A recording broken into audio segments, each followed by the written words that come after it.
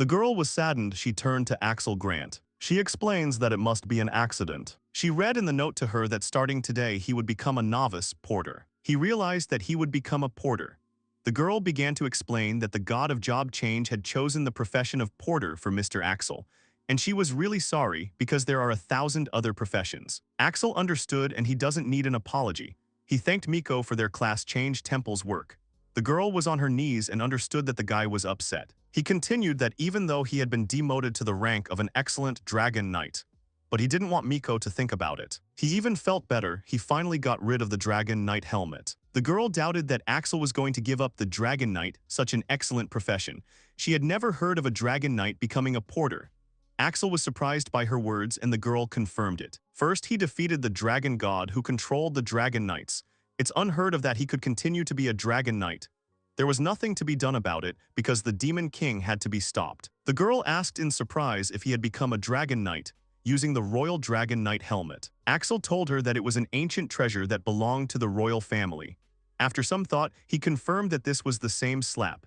And once again he asked what class he had, which confused the girl again. The girl doubtfully confirmed this. He asked a little angrily if this profession was that bad. Miko replied that there are useful skills, but the ability to Axel interrupted, suggesting that they were so bad that she was so depressed. He wondered where he could see the skills and status after changing his profession.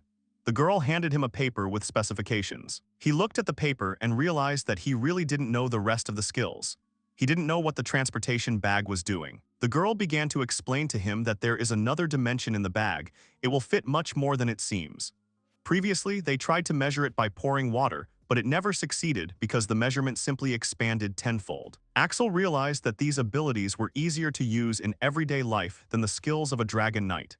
He looked at the status and saw nothing. Miko said that Axel's change of profession was such a surprise. Maybe the god of professions was mistaken. But you could see in the paper that there was an E-rank luck. She remembered that all the stats were S rank while working as a dragon knight. The girl blushed and began to cry. She felt guilty because it was so great and Axel probably thought the same. The guy approached the girl and began to calm her down and asked her not to worry about the past days. Besides, this class doesn't need to fight at all. And he doesn't like to fight and he didn't like the battles themselves. Porter is a quiet profession and he likes it better. He asked Miko not to make such a gloomy face. She agreed. Axel got up and repeated again that he had changed his profession and acquired new skills and needed to visit the city. The girl asked if it was necessary to call a carriage. The guy replied that there was no need to worry because he would have a companion with him. The girl asked again. Axel noticed the dragon queen Basilia. She in turn was very much waiting for her husband. Miko was surprised because Axel rides the dragon queen. But even though she calls herself the dragon queen, she's still just a kid. The guy said he was coming home and besides, it was time for Miko too. The girl said that the corrected status would be delivered later. And they said goodbye. Basilia turned to Axel because she was tired and wanted to become human. He replied that if she was so tired, she could come right away in human form. She confirmed, but today was the last day her husband was a dragon knight, and she wanted to see him in dragon form. At the same time, the dragon changed his appearance to a girl. Basilia finished the transformation and noticed that Axel's pocket was shining. He noticed it too. The pocket was shining because the level had increased. The girl praised her husband because he is growing fast in his position. Axel was surprised as they walked a little way. He had heard about it, of course, but it was too easy for beginners to level up so quickly, because it was too easy to level up over the distance traveled. However, he feels motivated when he thinks that he can acquire new skills in this way. He wanted to raise himself a couple of levels, and he offered to go for a walk today because he was counting on his wife's help. She was glad and said that if he needed a helping hand, he could only tell. They reached the house. The girl said she was sweating and wanted to take a bath. We'll invite Axel to take it together, but he refused. She prepared to take a bath, saying that she was the first. The girl was enjoying a hot bath while her husband decided to check the bag. Axel opened a large room with objects.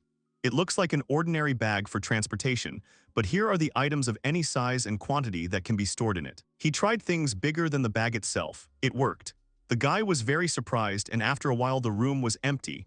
No wonder there is another dimension inside. He decided to pack everything in their house in it. After a while, there was nothing left in the house. He found the maid's clothes and thought about the fact that he had seriously bought something like this before. Axel remembered Miko's words that other porters had experimented with water before. Previously, they tried to measure space by pouring water, but it never succeeded because the dimension simply expanded tenfold. He decided to try pouring water into it. Going into the bathroom, Basilia was very happy, but she thought that something had happened. Axel was surprised that she was still here. The girl was waiting for him, and the guy wanted to do the experiment that Miko was talking about. Basilia was surprised, wondering what he wanted to do with the hot water left behind. Axel filled the bag with water and was stunned because there were already 5 full baths. Unimaginable capacity. The girl found the maid's costume in her bag, and it was dry even though it was in a bag full of water. He realized that the things inside didn't interfere with each other. In addition, the weight of the enclosed items is completely invisible. The girl asked him again what the water was for. And the water that was there was kept clean, so there shouldn't be any problems with hygiene. If you pour drinking water in there using a container, he will be able to drink it. Basilia came out of the bathroom, felt fresh and saw the glow of the table again. Axel raised the level to the 3rd. The girl noticed that the growth rate of the porter was too fast. She noticed that it was a fairly simple profession. And the guy thought that it couldn't be called a profession because he didn't even work. The girl said it was her dream job. This should make their journey much easier. The girl was glad to think about the trip because so far she was in debt to her husband. She would like to travel taking care of him. For this, she learned to keep an eye on the house. At this time, Miko received a new spreadsheet. She had been waiting for it for a long time and was surprised that Axel's status was wrong. It had never happened before. The God of Class Change is also wrong. Another book fell into her hands. Initially, if you change your profession, your abilities are reset to 0. Porter, this is his new profession, the value of attributes should have decreased. God of Class Change, an outrageous newcomer has been born. Axel cut up the vegetables as Basilia addressed him. She said the shipping bag is perfect for carrying groceries. There was a knock on the door. Someone asked if this was Axel's house. The guy came out saying that this was him. The guest said that it was a long time ago and whether he remembers it. The guest took off his hood and Axel remembered that this was the hero of the Holy Sword Fang. The guy was very happy to be remembered. He had heard that Axel had changed classes. He had come to celebrate his profession change and at the same time grabbed the best drinks from the capital. Axel thanked her shyly. And I remembered that he was a military general in the capital, and he, in turn, did not visit it often. Fang was embarrassed. He's wearing a military advisor's uniform right now, so he didn't have time to visit him. But now everything has changed. As it turned out, Fang rents a hotel near his house. Axel said that it looks like the life of military personnel is really difficult. Fang replied that this was not the case. He could live normally now, but once again apologized for the incident where he had to save him. He came today to look at Axel's new profession. He was really happy. Basilia approached Fang, recognizing him as well. They haven't seen each other for a long time. The girl wondered how he was doing after the battle with the Demon King. Fang laughed and asked not to be reminded while complimenting the girl. But Fang still hadn't heard the main point. He was wondering if the class change was successful. Axel said that he got a good profession. The guy was delighted and wanted to know which one had fallen out this time. Fang began to assume that he had acquired the profession of a swordsman mage or maybe a martial artist or a beast lord who seemed to be almost equal in strength to a dragon knight. He wondered if he had guessed right. Axel approached him and said that he was absolutely wrong, because from that day on he was a porter. Fang was shocked and he asked for a repeat as he thought he had misheard. But Axel repeated his words. Fang was horrified because porter is a beginner's profession. Fang wanted to storm the temple of the god of changing professions, but he was stopped and asked to moderate his ardor and take his time. Or rather, what's the point of it? Because it's strange that Axel, the strongest of the dragon knights, got a profession for beginners. He definitely must have another profession. But Axel denied it and he didn't need any help. Fang wondered if it was possible that the god of class change had made a mistake. Unlike Axel, he didn't have the power to compete with the gods. Anyway, he should at least ask. Axel put his hand on Fang's head and told him to calm down. After all, even a porter can develop his abilities. The guest asked if he wasn't a beginner. Even if it's the weakest profession, it's easy to fix this with various skills he's learned in the past. It was rumored that Axel raised several levels on the very first day. But all the same, a porter is considered a profession with extremely poor skills, which only the god of class change thinks about. The guy reassured Fang by saying that he didn't feel any flaws. With a sly smile, Fang decided to show how weak he had become. He decided to duel with the faceless dragon knight. This was the first time Axel had heard of such a thing, and the guy just came up with a nickname. And he said that he never took off his helmet, even after completing the mission. Axel replied that he couldn't show his face because of the Royal Dragon Knight helmet. Basilia and Fang were happily waiting for the duel. They decided to leave immediately. The two guys were standing in front of each other. Former Dragon Knight against the hero of the Holy Sword. The girl was bored, she was waiting for the beginning. Fang was never praised as a hero, and all this time he was striving to become like Axel, to be proud of having climbed to the top. And surpass it. Axel, after switching from the strongest profession of Dragon Knight to the weakest, now that his stats have dropped significantly, he won't be a strong enemy for him. Axel called for a rockfall, rocks were falling on Fango, and he was worried about why this was happening now. Quite a large area disappeared under the Holy Sword fighter. This is the subsidence of the terrain. Fang thought it was an accident and fell into the pit screaming. Basilia asked if her husband had won. Axel held out his hand, asking if everything was okay, and the fighter kept thinking that this should not have happened. There was a voice that wanted to deliver a letter from Miko. It was a person from the class shift. He was holding a letter in his hand which said that if it wasn't opened by Axel, it would turn to ashes. Axel thanked the postman. Fang thought that this was a correction to Axel's mistaken profession. The Dragon Knight said that rather, he cared too much about his profession as a porter. Fang was angry because he had moved from the upper class to the basic class. But Axel and Basilia were already looking at the new chart. Somehow all of his stats have grown. Fang asked to see his status, even though he understood that it was uncivilized. Axel said that everything was fine and let me see. Several emotions changed on the fighter's face. He was shocked by the high scores. He also doubted whether these values were normal for a porter. All S-class abilities and luck were generally bad, and it dawned on him why the collapse had occurred. The characteristics resembled a Dragon Knight. There was a slight difference, but almost everything matches. Fang also asked in surprise what happened that the stats are almost like a Dragon Knight, but Axel didn't know himself there was something else in the envelope. My wife knew that it would be like this. It was amazing to get the luck of the X rank. Just incredible luck. Axel agreed and said that he was really very lucky.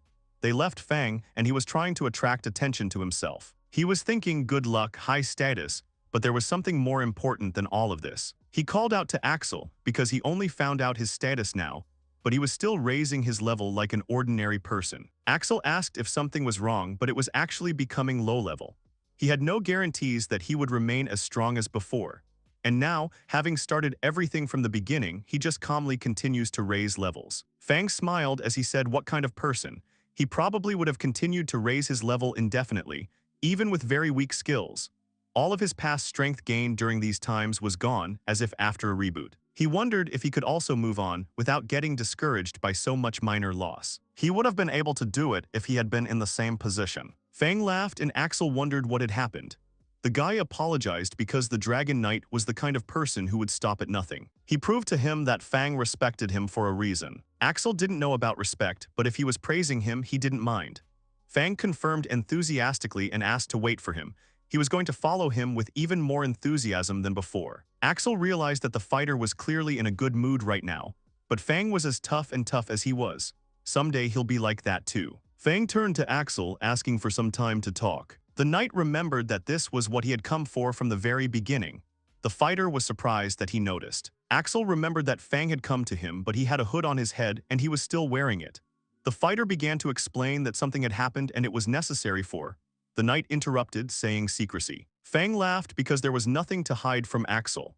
He decided to listen to him and he was wondering what had happened. But in fact, he did not come to him to find out how his profession had changed. He wanted to hear an opinion on one issue. More specifically, since Axel is a porter with such powerful characteristics, maybe now is the time. Fang decided to tell the porter something.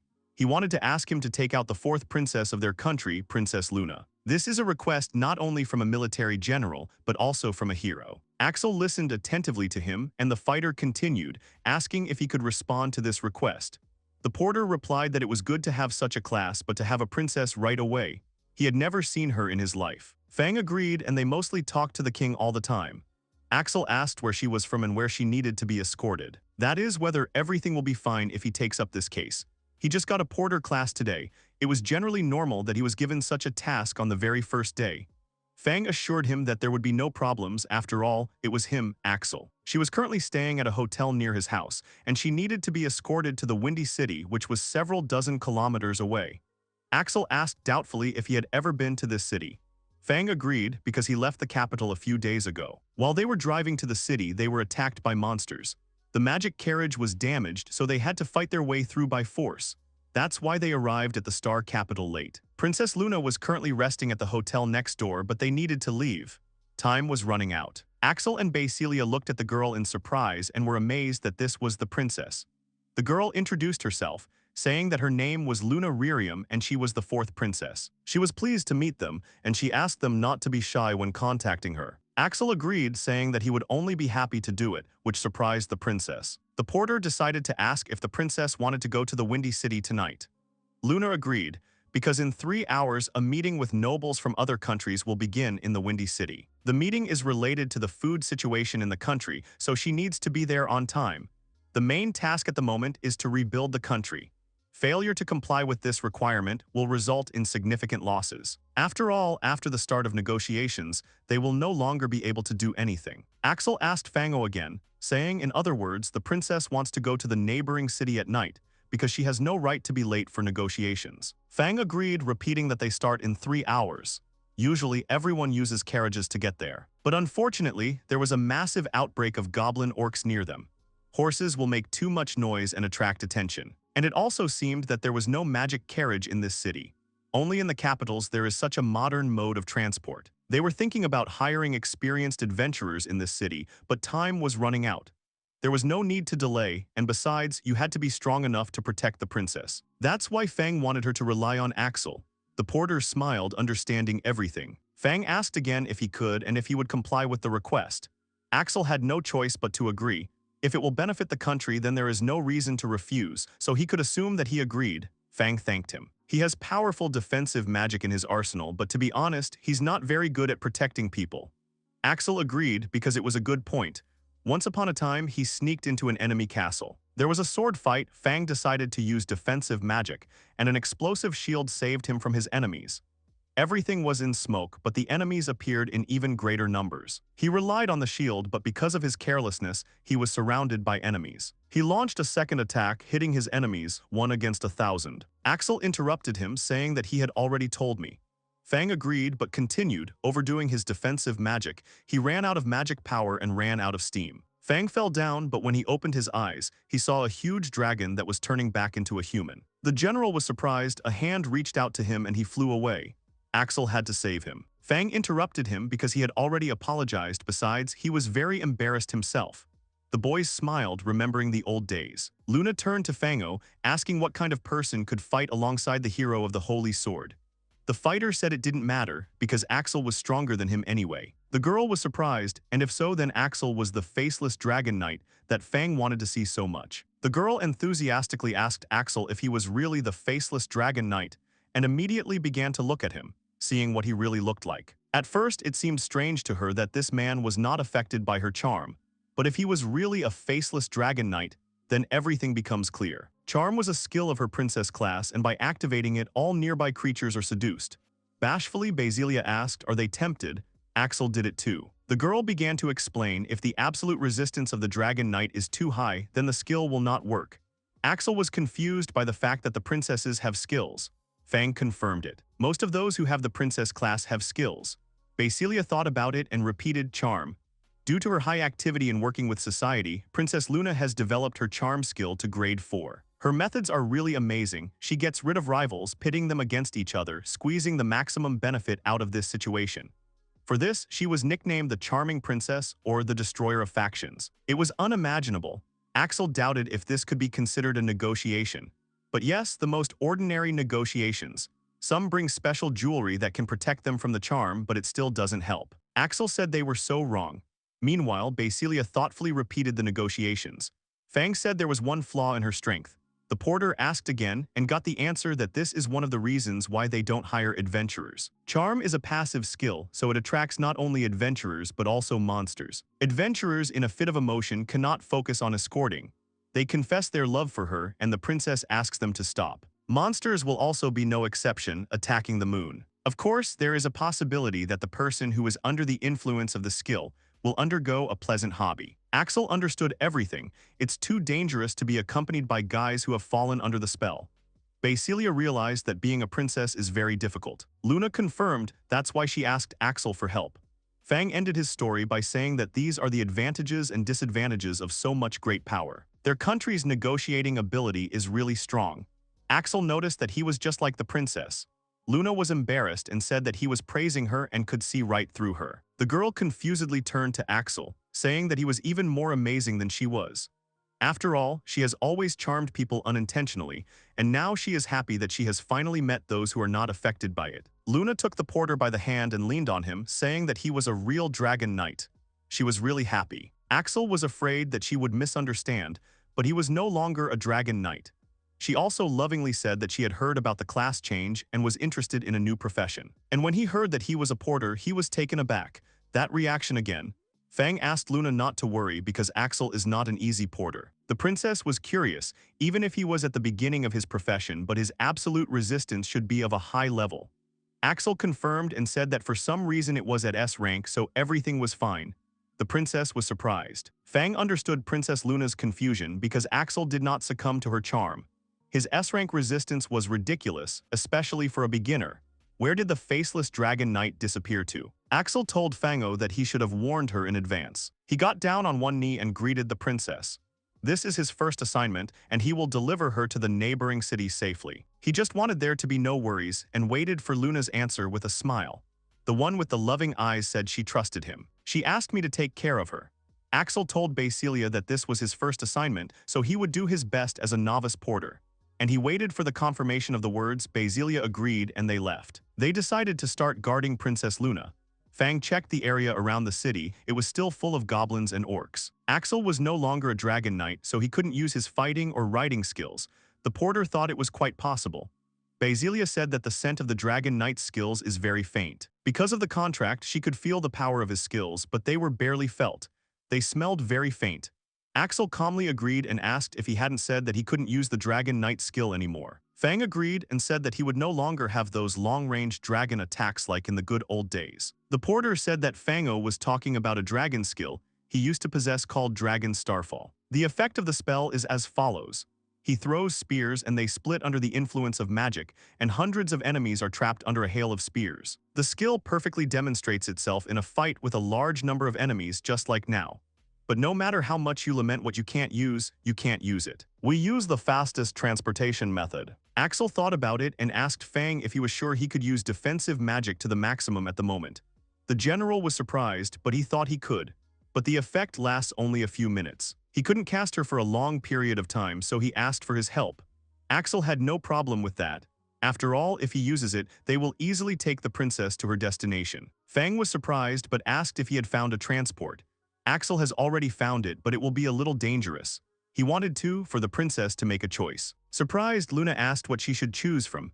Of all the possible options, there were only two. First, they will go ahead and destroy the goblins that stand in their way, because they will have Basilia and Fang with them, so there will be no problems.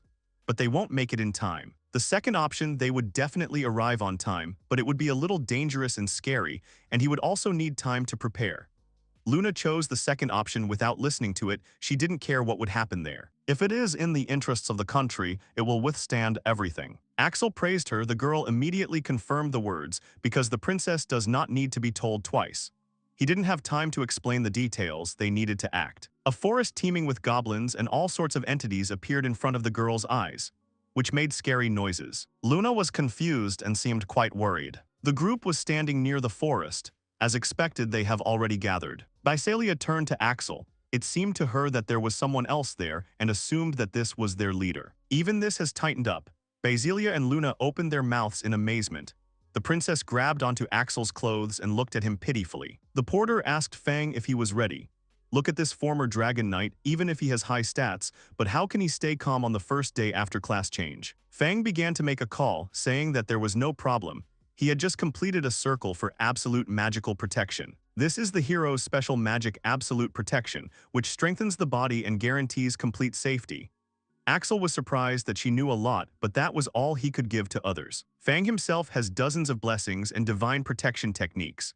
But absolute defense is the only skill of the hero of the Holy Ball, which is superimposed not only on himself. Axel looked at the princess seriously and asked her to undress. Luna was very confused by his request, but agreed. Basilia was confused, asking if he was okay. The princess confusedly said that this was her first time and asked to be gentle. Basilia was already a little angry thinking about what she was talking about. The charming princess was enchanted. The main thing was not to think about it. Fang closed his eyes and tried to pull himself together because he's a hero. Basilia was worried about what her husband was thinking. Axel was taking off his jacket at the time and asked if negotiations would begin immediately after arrival. If the clothes used at business meetings get dirty, then this will be a problem. So he decided to lend her his coat. It will be more reliable. Luna kept thinking that it was in the interest of the country and she would withstand everything. The words flashed through her mind that the princess did not need to be told twice. She was really good. After taking off his clothes and putting on Axel's jacket, the sounds of goblins could be heard very close by. They began to surround them. Fang said to leave them to him and asked him to move on. The princess was wondering what Axel was going to do. He told her that everything was fine, although the goblins had arrived a little earlier than he had expected. Basilia felt that it was time for a transformation. There was already a dragon in the girl's place. Axel said to get in. Luna reminded him that he wasn't a dragon knight and how he was going to ride a dragon. But even though he couldn't use his skills, no one said that he had forgotten how to ride. Luna excitedly said that no porter had ever ridden a dragon before. Axel pretended to be surprised and said that then he would be the first and called the princess to follow him. He put the moon face down on his lap, because no one else is able to touch Basilia. So he's riding on a dragon and the moon is riding on it. He meant that she should hold on tight. He pulled her towards him. Fang said they had to hurry before the goblins descended. Axel thought Fang would figure it out, but even he may have unforeseen problems. Luna hugged Axel tightly, wrapping her legs and arms around him. The porter repeated his words so that she would hold on tight and not fall off. And then he gave the command to Basilia to take off. The princess finally realized that Axel's tactic was flying goblins on a dragon. The porter thought that they might be misunderstood a little. The guy leaned back and the girl said his name. She was amazed at how boldly he held her body at such a height. Axel asked with displeasure what she was mumbling there and whether she was watching her actions because she could easily fall. The porter took out ropes and tied them tightly around their waists. As he had expected, after the disappearance of the Dragon Knight's skills, he could no longer control the dragon as before. So it was quite difficult to stay on Basilia at the moment. He hugged the girl again, who kept repeating how much strength it would take to hold back. He couldn't control the dragon after losing his Dragon Knight skills. That's why he needs to hold on to Basilia with his own strength. The dragon was their queen, flying with incredible speed. Although, of course, it won't do much harm to his body. After all, thanks to Fang's absolute protection, he wouldn't get hurt, much less die. Luna hugged Axel, realizing that he was holding on by himself, and she would try to hold on to him tighter. Basilia is not flying at full speed. After all, if it accelerates to the maximum, it will break the bones of the average person. The princess was worried. She was worried if everything was okay with Axel. But he asked me not to worry. That's exactly what protection was for. The girl also remembered about Fang because they left without him. Could he have done it alone? The swordsman confidently said that he could do it and asked to leave him. Axel smiled and said he had no doubts about him and he would be fine. The porter asked Basilia to move out again. She said she would try her best. Axel hugged the princess, telling the dragon that he was counting on her. When gathered together, even goblins become dangerous, so they had to fly over their heads no matter what. Basilia soared upward, leaving streams of wind behind her, so much so that the ground beneath it came out. The goblins were taken aback, and so was the princess. Axel was smiling. They flew off into the distance. They arrived in the city. Basilia asked her husband if he was okay. He replied that everything was fine and looked at the unconscious princess. Basilia was horrified, but Axel only said that he hadn't done anything. It seemed to the girl that her soul was leaving her body and wondered what they should do. The guy reassured her that Fang's protection was still in effect, so she would wake up on her own soon. But she said she was in a hurry, so we'll have to wake her up in another way. He wanted to do artificial respiration. Basilia tried to stop him because she was flying too fast. All the responsibility lies with her. She'll do it herself. Axel looked at her in surprise, telling her to try it and he would take a look. The girl put her hand on Luna's cheek and exhaled, starting to do artificial respiration. Tearing herself away, she looked at the princess, who opened her eyes and Basilia jumped back. Axel noticed that she was awake. Luna started saying that he attacked her when she was sleeping. She's absolutely fine. The princess asked him what he had done to her, and he replied that it was artificial respiration and Basilia had done it. Luna asked in surprise, and the guy handed her clothes, asking her to get dressed because they got there. But the girl was embarrassed, saying that it was her first time. Basilia got angry because if she didn't hurry, she would be late for the negotiations. The girl ran off shouting that she could do a lot until she got married. The couple waved after her, wishing her good luck. Axel and Basilia were sitting at the breakfast table. The princess wished them good morning and asked if they could distract them for a while. The porter asked if the negotiations were over. Luna said that thanks to him, they had a huge success and thanked him. Axel said that the negotiations went on longer than expected. He thought that something had happened. The princess was surprised because they only stayed for 20 minutes. This was due to a strange situation in one of the kingdom's factions. Axel, reading the newspaper, asked again. Luna started to explain. She found out that their kingdom had hired several people with the profession of monster tamer, who constantly placed monsters in my path. They were the ones who brought those monsters they met between Windy City and Star City. Someone really didn't want Luna to start negotiations. Attracted more funds and opportunities to some incidents. Axel asked, are negotiations really that important? But this was the only chance to get more assets to rebuild the kingdom after the war with the Demon King. Although it's not surprising that someone tried to stop them. Basilia was eating ice cream and said with displeasure that next time she would have to keep their route to the kingdom a secret. But the princess continued, so she had to stay, but thanks to Axel, they reached a very favorable agreement. When Fang returned, he caught the others and got their confessions. Basilia understood why the fighter returned so late. Fang laughed and apologized for the delay. I spent my time searching for a tamer hidden in the dark. But all the same, it seemed to him that Axel got there too fast. And it seemed to him that it was unfair for a porter to use a dragon. The porter, as he said, since they got there safely and concluded a successful contract, the rest does not matter. Luna agreed and realized that she needed to give him the reward. There was money and stones in the bag. Axel didn't understand what it was. The girl replied that it was a reward, 5 million gold and precious stones as compensation. She gave out the task, so it's somehow wrong not to give out a reward for success, to give out a reward for its successful completion. Axel did not know the market prices. After all, this was his first job, but there would definitely be no problems. 5 million, you can safely live on them for 5 years. Luna agreed and said that they would have suffered much more terrible losses without his participation. It seemed to him that the reward was too big. Fang agreed, because the porter receives a reward not only for the distance traveled, but also for the value of the items being transported. They were transporting Princess Luna. Naturally, the reward would be huge. Axel thanked him, but still he was worried if everything was okay. Fang and the princess agreed, smiling. Basilia turned to her husband because the status chart was glowing again. The level has increased again. Thanks to Fang and Princess Luna's request, he reached level 4. The girl was surprised at how fast he was gaining levels. Axel himself realized that he was gaining levels too fast. He was surprised too. The bag became much softer and stretches like rubber. Now it was possible to put large things in it. The porter agreed since they can carry much more luggage than before, then there will be more work. Fang waved his hand saying that if anything happened to them they should tell him. He would immediately come to the rescue. Or rather, he will come, and once again I wished you to have a good time. The couple thanked him again. Meanwhile in the forest, people were talking. This strange situation was finally over, and now we can safely hunt relaxed people. It was a good place, located between Wind City and Star City, so there was always someone walking here. Someone agreed, but immediately turned to the girl, asking if she was a merchant's apprentice. The market is near the capital's gates. Axel was approached, and the man offered to hire him as a security guard. He said it was cheap. Axel asked in surprise, security? The man asked if it was a porter's transport bag. And he looked like a novice, and it's very dangerous to take such people with you without protection. They could rely on him for your journey. The man offered a price of 10,000 gold.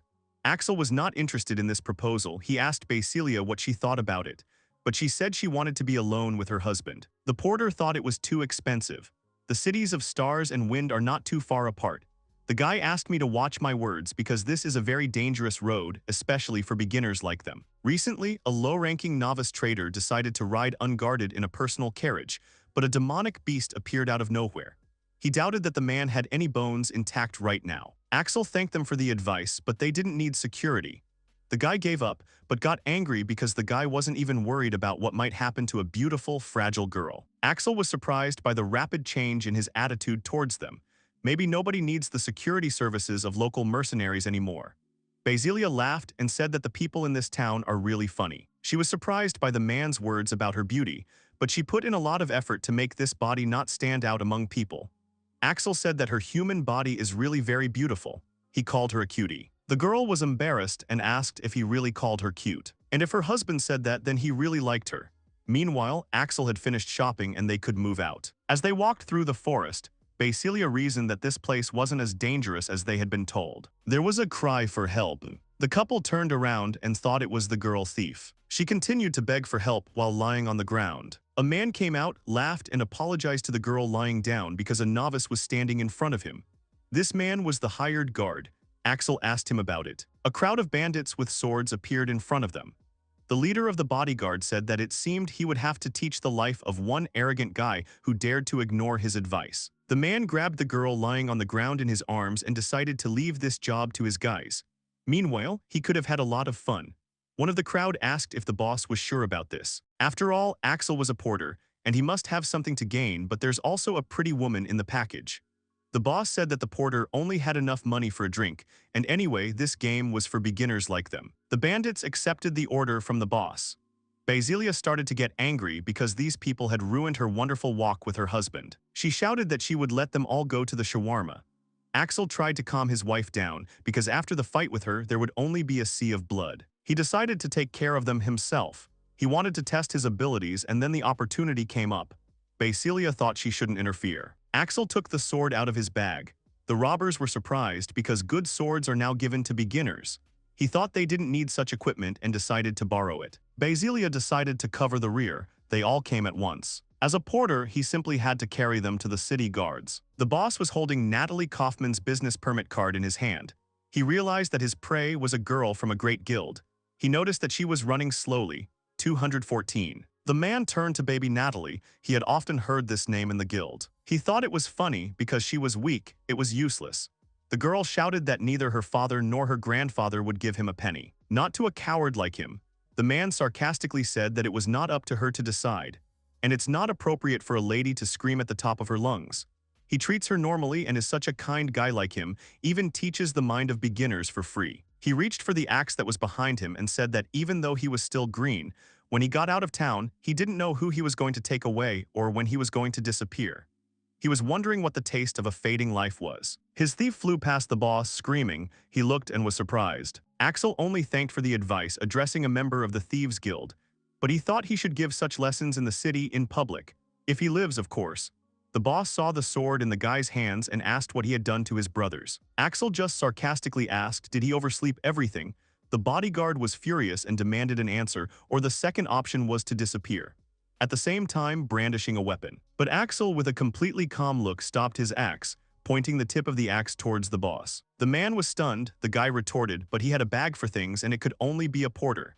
He was wondering where such power came from. Axel replied that it was enough for him. He did not see the point in using even a percentage of his capabilities. The boss started to stutter. The guy thought of his idea and replied that he was a simple porter, nothing more, nothing less. He just wanted to remember the Dragon Knight's skills. Therefore, the man just had to either accept it or disappear. So the big brother had to make a decision. Meanwhile, Axel was ready to strike. He shouted out the heavenly dragon bite technique. The man flew off and fell to the ground. Axel's face visibly changed as he held the sword across his body. It seemed to him, or his sword made a regular cut. Basilia came over and confirmed that it was a normal punch. Axel realized that he couldn't use his past skills. It seemed to him that everything should have worked, but in fact he just waved his sword. The girl looked at the sword and said that perhaps because of the presence of her magical energy, the sword glowed a little. Axel asked her, does she think he can use the Dragon Knight skills later? It made sense. First of all, it was necessary to find a place where he, a beginner, would have a job.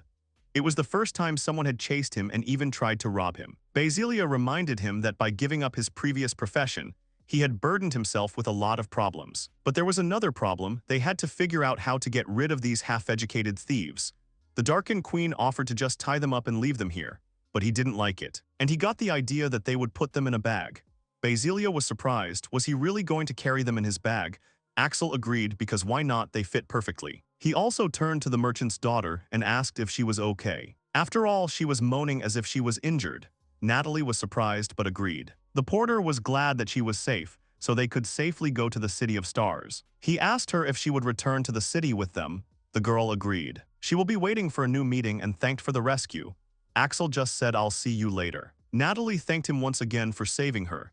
He was glad that everything had turned out all right. The girl continued by saying that, although most of the goods have sunk into oblivion, thank you that she is alive and her innocence is intact, and everything else can always be restored. The couple was already leaving. Axel wished to be careful and said goodbye.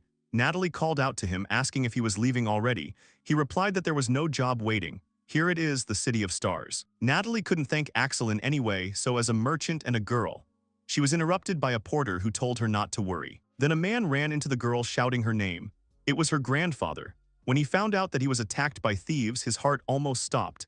He's glad that his granddaughter is okay. Axel felt a little uncomfortable. Grandpa hadn't seen his beloved granddaughter for so long, he wanted to hug her. He looked at the guy and asked, did this young man help his granddaughter? He saw the bag over his shoulder and realized that he was just a porter. Axel said he just became one. The man was embarrassed because he was a beginner who had just changed classes. Moreover, he became a simple porter. It didn't matter. Most importantly, he saved his granddaughter. The man introduced himself. He is the deputy head of the City Merchant Guild, Dort Kaufman. He apologized for not being able to thank him properly for his status, but he expresses his gratitude to Axel from the bottom of his heart. The guy asked me not to worry too much about it. Dort Kaufman didn't care how or for what reason, but he saved his granddaughter. He asked them what they wanted to receive as a reward. He will do his best. Axel apologized, but he wasn't up to it right now. Dort suggested that they have lunch together when he has free time. He would like to discuss something with him. Grandpa was pleasantly surprised and asked for their names. Another girl peeked over Dort's shoulder, and he repeated the couple's names and positions. He changed classes and wanders around, not looking for a permanent job, so he can't stay in the city of Zvezda all the time. Grandpa said that everything was clear to him. Axel and Basilia were the porters of the City of Stars. The couple said they went. They will be able to find them in the main guild building. The man said that they will be waiting for them at any time. And if they have problems, they don't have to be shy. Axel said goodbye and shook hands with Mr. Dort. And he thanked the guy again. The man and the girls watched the couple leave. Dort, standing on the stairs and looking at the couple walking away, repeated the hero's name. Then he came to the conclusion that it was quite good. And he asked what Marion, the girl standing in the hood, thought. She took off her hood and turned to Mr. Kaufman. She thought he was an interesting man. The girl was surprised that Axel, even though he became a porter, but their adventures only increased. More new acquaintances, more of everything, something like that. Basilia looked at Axel in surprise and said that the pocket was shining again. The guy nodded contentedly. Axel had a bag upgrade. The report card says that the transfer of people according to the criteria gave a result. The bag level has been increased. The capacity of the interior space has been increased by 100%. Durability increased by 100%. Reading the letter, Axel was surprised that there were also new functions for the bag. Apparently, he misunderstood something. We need to look into it in more detail. He was obviously pleased with this news. The guy did not expect that the ability to maintain the magical and vital energies of objects was added, thereby increasing their shelf life. Isolation from the external environment contributes to the conservation and accumulation of energy. This means that a living being or object initially possesses some kind of power. Then, after long-term storage, its original reserves are preserved, Axel reasoned. The guy said that now they can carry fresh food in the bag while traveling. Basilia was very happy about it. The girl asked if this meant that she could eat what her husband had prepared anytime and anywhere.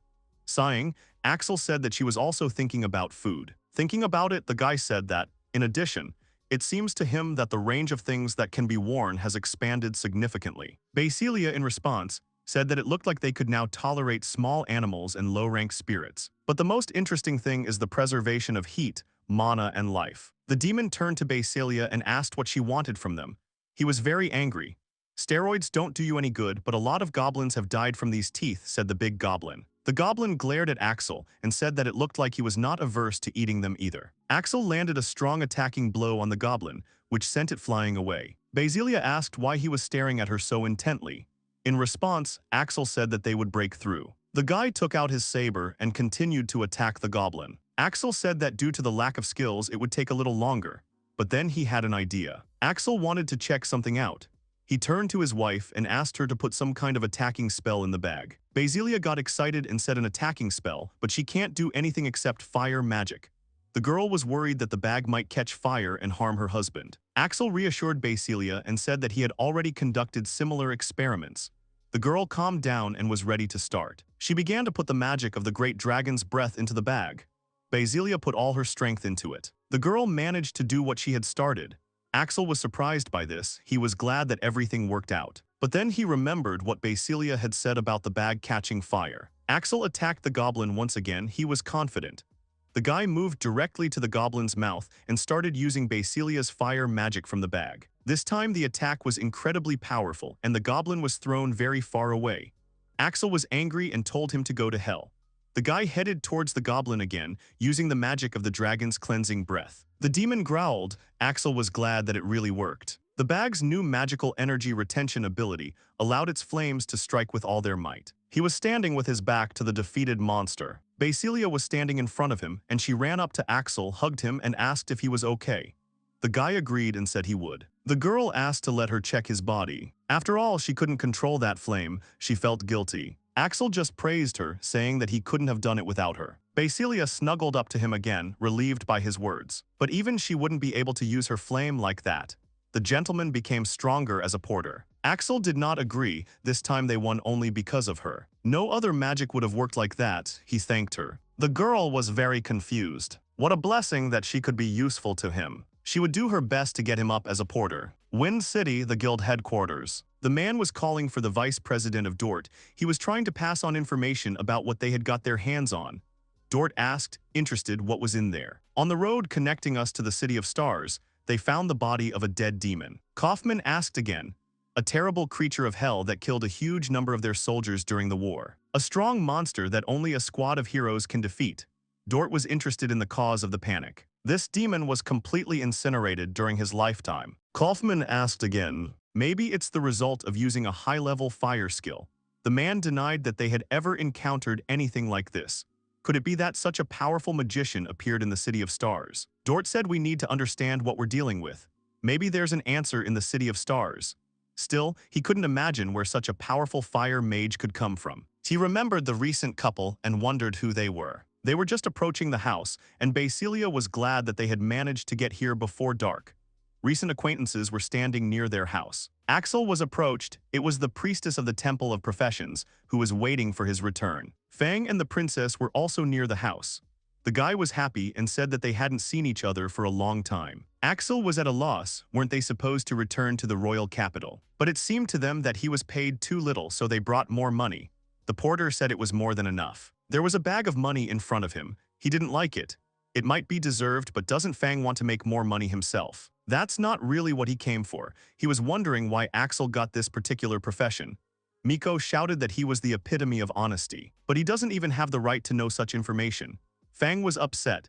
Miko didn't care how brave, strong, and so on he was. She asked Axel how he was doing, and he replied that everything was fine. He accepted the situation as it was. He accepted who he has become and lives with it calmly. Fang was delighted with his self-control, but if anything, he knew who to turn to. He will do his best for Mr. Axel. The guy asked Miko if she didn't mind him knowing about his profession. She said that if that's what he wanted, then of course. The porter invited everyone inside. He will make tea for everyone. The tea was already on the table, and Miko said to take a look at it. She handed him the paper. Someone with big drooling teeth loomed over Basilia. The couple had a long list in front of them. It was a list of professions currently available to Mr. Axel. The guy asked why there were so many, and Basilia noticed that there are many excellent professions here. Axel didn't understand what that meant. It was the will of God to change professions. It seems that all the gods have decided to fix the problem with Axel's profession. There was a list of these gods. Basilia thought they were all going crazy there, and they say that the gods don't care about mortals. Miko said that when changing professions, the most suitable option is selected for each person. But if it has several equally high stats, then everything will be randomly selected. Axel was approached, asking if he had ever done anything other than work as a dragon knight. He became a dragon knight from the moment he was able to put on that helmet, and as soon as he took it off, a lot of work immediately appeared. In general, there wasn't even a chance. It was hard, however, to live. Mr. Axel originally had a completely different assessment system. One could say that he was new to ordinary professions, which meant that he could choose absolutely anyone. Many gods offered their own options. Arguments, fights, but to no avail. Such a scandal was caused because of his profession. In the end, they decided to just draw lots and drew the god-bearer. That god was very sorry that she was chosen. Miko didn't know how she was able to survive. Axel understood how he became a porter and asked why they didn't just change his profession. Miko was sorry. They are currently working on this issue. This phenomenon is very rare, but the gods responsible for the distribution are already trying to figure out the reason. According to the description, all the gods are just a bunch of buggers. Axel said it would be great if they could figure it out. Usually for beginners, the characteristics are far from the S value. For a porter, a novice profession, his characteristics are simply exorbitant. And it just negated the whole concept of their system. The Temple of Professions had never seen anything like it before. And if suddenly this information becomes public, the perception of the porter profession will completely change. Fang said that if that happened, there would be an uproar on an incredible scale. Axel didn't want any of this either, so he decided to just do their job. It was a reliable way to raise the level, but it would grow quite quickly. Miko was asked if she thought it would be so easy to get up. He said he doubted it, although she was very interested in what he could achieve. But do not forget about one more problem. Soon the gods will descend from heaven during the festivities. Then he will be asked a lot of questions. Axel told me, which would be great if he could help the gods solve this problem. Miko was glad that he was willing to cooperate. If he has any questions, she will always be happy to meet at their temple. Miko said goodbye to everyone. Axel was thinking that he hadn't really learned anything yet. But at least it became clear that becoming a porter was an official profession change. Basilia hugged her husband, saying that it looked like the gods were afraid to contact her husband directly. He was glad that it wasn't some mistake of the god of changing professions. Well, it remains to sort out his duties and move on. Fang was surprised by Axel's calmness. If he was lucky, he would have one of the best professions in the world. Right now, the stats are even better than the Dragon Knights. He was satisfied with his current job, everything was fine. Fang said that Axel is really amazing. He will try to become as unflappable as he is. Axel didn't think it was worth it. He gave the advice that Fang should just get stronger. He could always help with advice, so the guys agreed. The weather was fine outside, and the couple were sitting at a table. Basilia realized that it had been a long time since they had been so relaxed and full. The girl turned to her husband. She offered them to find a permanent job. Otherwise, now they are just wandering around the cities. Axel told Basilia that he was going to visit several guilds today and invited her to go with him. The girl agreed and took her husband's hand. She put his hand to her cheek and said that she was ready to go to the ends of the earth with him. She wondered why they needed a guild. Axel replied that even though we had completed a couple of orders, we were still newbies. That's why he thought it was better to learn the basics first. He didn't know much about the job of a porter. Axel wanted to learn more about his duties in order to gain experience. Last time one person helped him, he shouldn't rely on others every time. He had heard that there were vacancies in the Adventurers Guild and the Merchants Guild, but no details. That's why Axel suggested finding out everything about the Merchant Guild. Basilia understood everything and decided to help. Her dragon ears have excellent hearing. Therefore, she will not miss a single rustle if it is useful to her hubby. She will try her best. He laughed and was glad that she was always with him, and now they had to go find out everything about the porter's job. Basilia was very happy and called out, "Yes, Captain." The City of Stars, the Merchant Guild. Axel pulled the door handle and opened it. There were a lot of people there, who started whispering when they saw the couple. One of the crowd said, "Another low-level guys are here." Another one picked it up, saying with disgust that someone should tell them. Basilia realized that they weren't particularly welcome here. It really pisses her off when people laugh at Axel. People were looking at the couple. One said to see what kind of girl is with a guy. He wondered why she was with this weakling. Axel was surprised, but Basilia heard it and repeated it angrily. The guy pulled the girl towards him and tried to calm her down. He said there was nothing to worry about, let's call it part of the information gathering. Basilia was embarrassed and said that her husband was too kind, and he just asked not to listen to them and that's it. And you shouldn't have worried so much about his reputation. Dort came out and asked what the fuss was about, but there was no fight. Axel was happy because the solution to their problems had come. The vice president was surprised by the couple's appearance. The people sitting in the guild asked what the old man from the Windy City was doing here, and someone remembered the old man's name. Dort said he wasn't that old. Moreover, the people were in one of the branches of their guild. One of the people asked in surprise, "Does this building belong to Old Man Dort?" Basilia was surprised. They came here without knowing who the owner was. People looked on irritably, and the old man continued, "They have many branches all over the country." People were apologizing. It was the first time they had heard about it. Someone didn't understand what was wrong with these two. Dort said that if the couple wanted to talk, they could go to the guest room on the second floor. The ladies were already shouting out how this porter knew the vice president personally. They wondered who he was. Maybe he's hiding his real profession. They thought it was necessary to apologize to them, otherwise they would have problems. Basilia was holding a cake in her hands and asked Axel to try the cake in his hands and the tea, because they were simply delicious. The guy said it was really delicious. Dort was glad they liked it. The last time they met, he couldn't thank them enough. The old man also remembered that thanks to them, his profit had increased quite well. Axel asked again. Dort remembered that they had saved his granddaughter, and he thanked them only with words.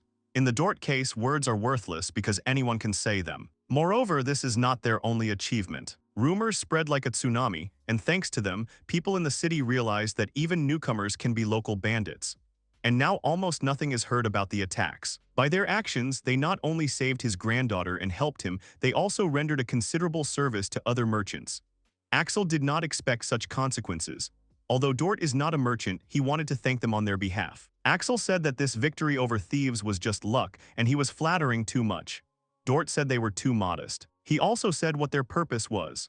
The guy just said that he wanted to receive guidance from his colleagues in the profession. The old man said, of course, the Merchant Guild works closely with the Transport Guild, but given their purpose, it would be better for them to contact them. Dort put his hand on his shoulder and shouted no. He came to the right place. Because thanks to this, he will finally have the opportunity to repay him properly, using his connections. At first glance, it may seem that the Transport Guild is stuffy guys who refuse everyone, but he will present them on his own behalf. They went to the Transport Guild, whose services are used by many merchants including them. A girl addressed them, saying welcome to the Sagittarius Transport Guild. It was Marion who asked that these were the magnificent newcomers. Axel repeated her last words and asked if that was how they were introduced. Dort was embarrassed and said that they had not been introduced that way at all. But that's not the point. It was a representative of the Sagittarius Transport Guild, Marion Feuberg, who agreed to listen to them. The girl asked the guy if he had recently changed his profession and was interested in the details of a new job. She wanted to see what she was dealing with and offered to get to know each other better. She really wonders who Kaufman owes so much to. Dort explained that Marion is a professional, of which there are not many in their country, and this is her rite of passage. She said she was never wrong about people, and asked if she could study it. Basilia looked at the two of them in surprise. Axel smiled and opened his arms and said that she could start. It looked like she had the ability to see the characteristics of .328. Marion licked her lips and wished herself a good appetite. She threw Axel into her arms and he understood how it was done. Basilia exclaimed in annoyance. The representative realized that it took her a long time, but she was pleased. Axel realized that she wasn't appreciating his abilities but was just rubbing against him, like a cat playing with a mouse. Basilia awkwardly raised her hands. She turned to Marion. She just looked at her and licked her lips again. Then Basilia couldn't stand it and shouted at her husband. And he asked in surprise this was the rite of passage. Dort replied that there are only a few professionals in the country. Axel felt the feeling that he was being deceived somewhere. Meanwhile, Marion hugged the guy and said, which is a little more. In the end, she decided to get down to business by pushing Axel onto the couch. She apologized for taking off his jacket and said she would start from above. Axel wondered what she wanted to find in his body. The girl said he was so nice. The guy began to clear his throat. After all, he came here for information and wanted to find out what about her. And anyway, he turned to the right place. This guild is considered the best in the country and all that. The girl didn't let him finish, saying that it looked like he was really special. Even though he was a porter, a beginner who can handle a gang of thieves without any problems. And now she decided to go lower. Marion said that she actually agreed to meet with him to help herself. She wanted to talk to him. Axel smiled and said that's how it was, and it seemed to him that she had formed a wrong opinion about him. 336. Dort turned to the girl, asking her to stop fooling around and behave normally. After all, being able to read a person's characteristics, she doesn't have to touch him. The girl just laughed and apologized, because even the old man scolded her and they'll have to stop. She explained that he had caught her attention when they were talking about their new job to Mr. Kaufman. Axel realized that he hadn't even noticed her when he returned Natalie. Marion just said that in any case, if he had any questions, he could come to her in the cabin and she would help him. And if she is not in place, then he can safely turn to the young talent. To her colleague Kohak Wheeler, she was sitting at the papers, and she was so surprised to hear this that she dropped the papers from her hands. She awkwardly turned around and greeted him. Marion addressed her, saying that this was a high-level porter. Axel was surprised. He went over to Kohaka to help her. Axel collected some papers and handed them to the girl, who awkwardly thanked him. He understood what the pros looked like. It just felt like they were trying to trick him again. When the papers were transferred, they fell apart again. Marion said that she had another professional and several newbies at her disposal, but this shot could be called the closest to her. So it would be nice if they get along. Axel smiled and said there was no problem. Or rather, this guild is actually provided by only 2 people. Marion said they were always short of staff, even though they were doing a good job themselves. She sat on her knees and said that they were always happy to welcome new employees. The girl took him by the chin and said if he decided to join them, he could only tell her, and he could come at any time.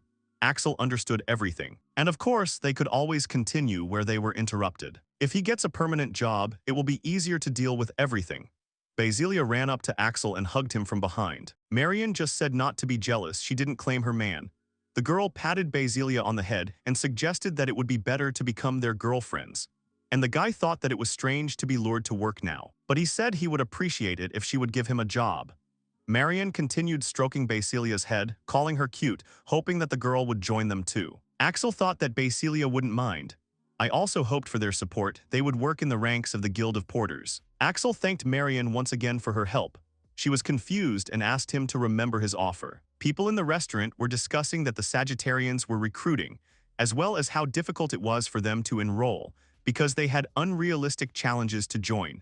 They were wondering what kind of demon was able to get through them. Basilia turned towards the voice and asked her husband if they were talking about the guild they went to today. She didn't like these rumors, she was worried. Will he be treated well, as if he were new? Axel calmed his wife down and took a napkin to wipe the food from her cheeks. Those two didn't look like someone who would bully the weak. Basilia smiled and said that if her hubby likes it, then everything is probably fine. He has well-developed senses that allow him to cope with critical situations, but because of this, he did not understand the true danger of what was happening. For example, back then, in the battle with the demon, he decided to use the bag's capabilities. He remembered that they had to prepare for today's assignment. Marion greeted them. Kohake said it was a bit unexpected for her, but she sorted out all the assignments. And they only have to choose. She left the most difficult tasks for Marion, so there are mostly simple tasks. They can definitely do it. Axel thanked Kohaka and said that she had helped them a lot. She always does that, so it wasn't anything special. The guy asked not to be modest, because she even laid out the route for them. Kohaku explained this by saying that there are a lot of nooks and crannies in this city. She checked it herself and marked it on the map, so she thought it would be better to plot a route first. Axel thanked her. The assignment was to deliver 10 boxes to a research institute on the outskirts of the city. Axel decided to try to deliver the package via this route, and they decided on the final destination. There were 10 large boxes in front of them. Basilia was very surprised, and Axel decided to put all the boxes in his bag. Marion called out to them, and she was surprised that they had decided to carry it all at once. Axel didn't want to waste his time, but the transport bag was empty anyway. The girl was taken aback. She did not know that a transport bag could be filled with so much. Axel thought that this job was for low-ranking porters, and with each increase in the level, the capacity of the bag doubles. Or maybe she thought she couldn't fit that much into it. All the boxes were already in the bag. Marion and Kohaku were delighted. He was really able to take it all in one go. The representative asked Axel how he realized that he could put so many things in this bag. She had never seen anything like this with low-ranked ones. And the guy didn't even know. Maybe he was just lucky because of X's luck. No matter what they have to face, they are ready. So he turned to the girls and they set off on their first assignment. The girls wished them good luck. So the task is to deliver 10 boxes to the Research Institute by morning. It was 11:00 a.m. Marion was wondering how many hours it would take Mr. Axel to complete the task. Kohaku didn't know, but she remembered that he had a good memory. But this city has a very complex structure. Marion leaned wearily on her arm, saying that's how. The City of Stars has a large elevation difference from the center to the outskirts. Isn't it exhausting to get to the suburbs? This city is primarily a trade center. There are always a lot of people here. The couple realized it too. Basilia felt like a lost child. Therefore, they will not be able to run along the main street as in a morning clearing. The girl began to be pinned down in the crowd. Axel grabbed her arm and told her to hold on tight. The girl was inspired by this and she agreed. After all, with her husband, she's at least on the edge of the world. But there's a cliff ahead. They jumped down from the roof with a cheerful look. Axel said, "Let's go," and Basilia asked her husband if he wanted to cut here. It was 11:02 on the clock. In addition, some facilities on the territory are separated by high walls.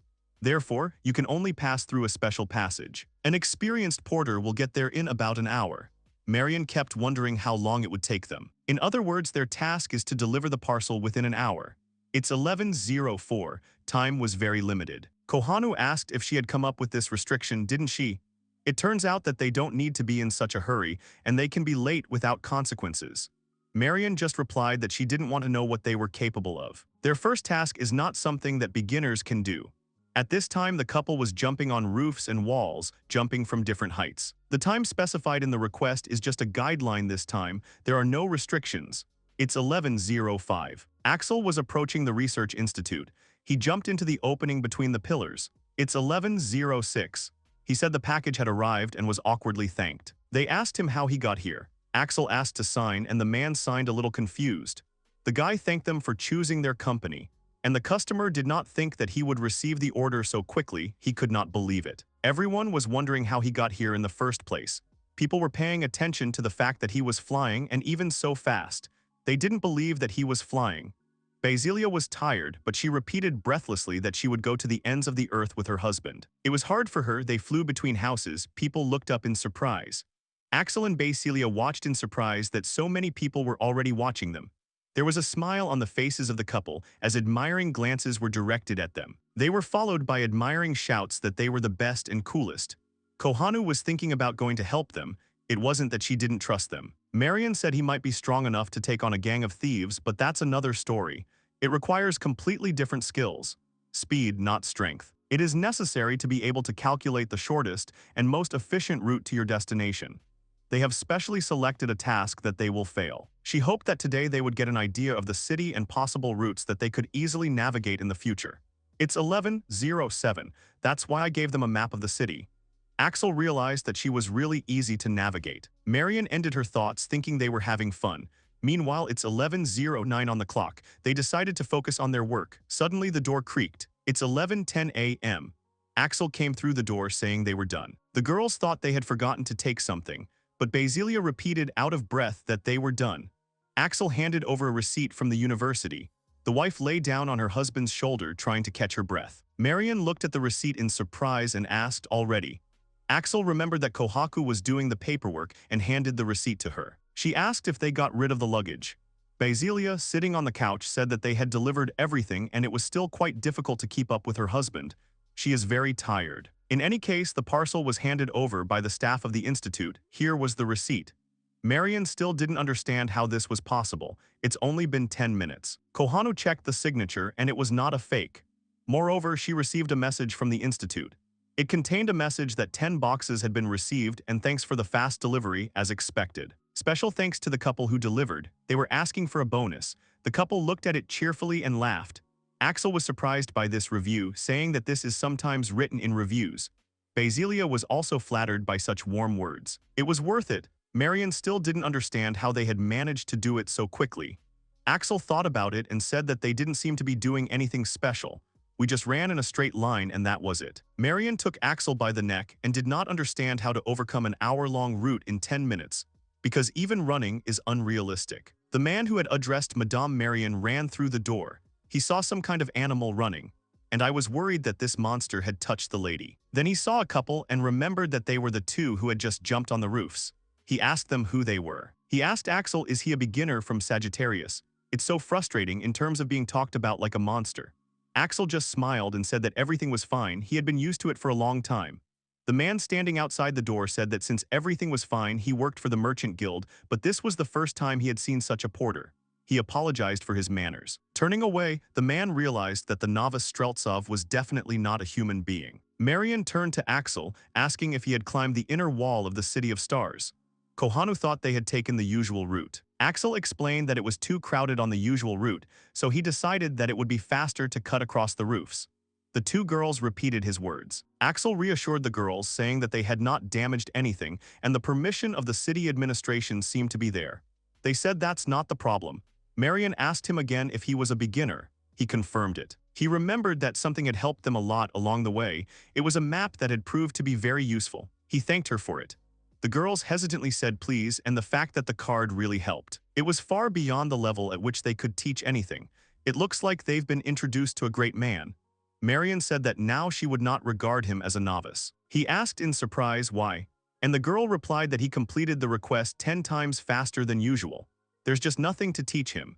In fact, she wanted them to explore the city's roads and back streets while she could keep them working hard. But it seems that those who rule the sky do not need to know the roots of the earth. After a couple more orders, Axel became famous in the city as a flying porter. He wondered about it and Marion asked, why be so surprised? After all, his delivery method became very popular among children, and then the fame spread to the whole city. He didn't think it was the kids. In any case, it seemed to him that it was much faster to move across the roofs. But for some reason, no one does this anymore.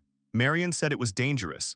Dee asked him if he had never heard the phrase, born to crawl, he cannot fly. He had heard that she was called the flying fairy in the city.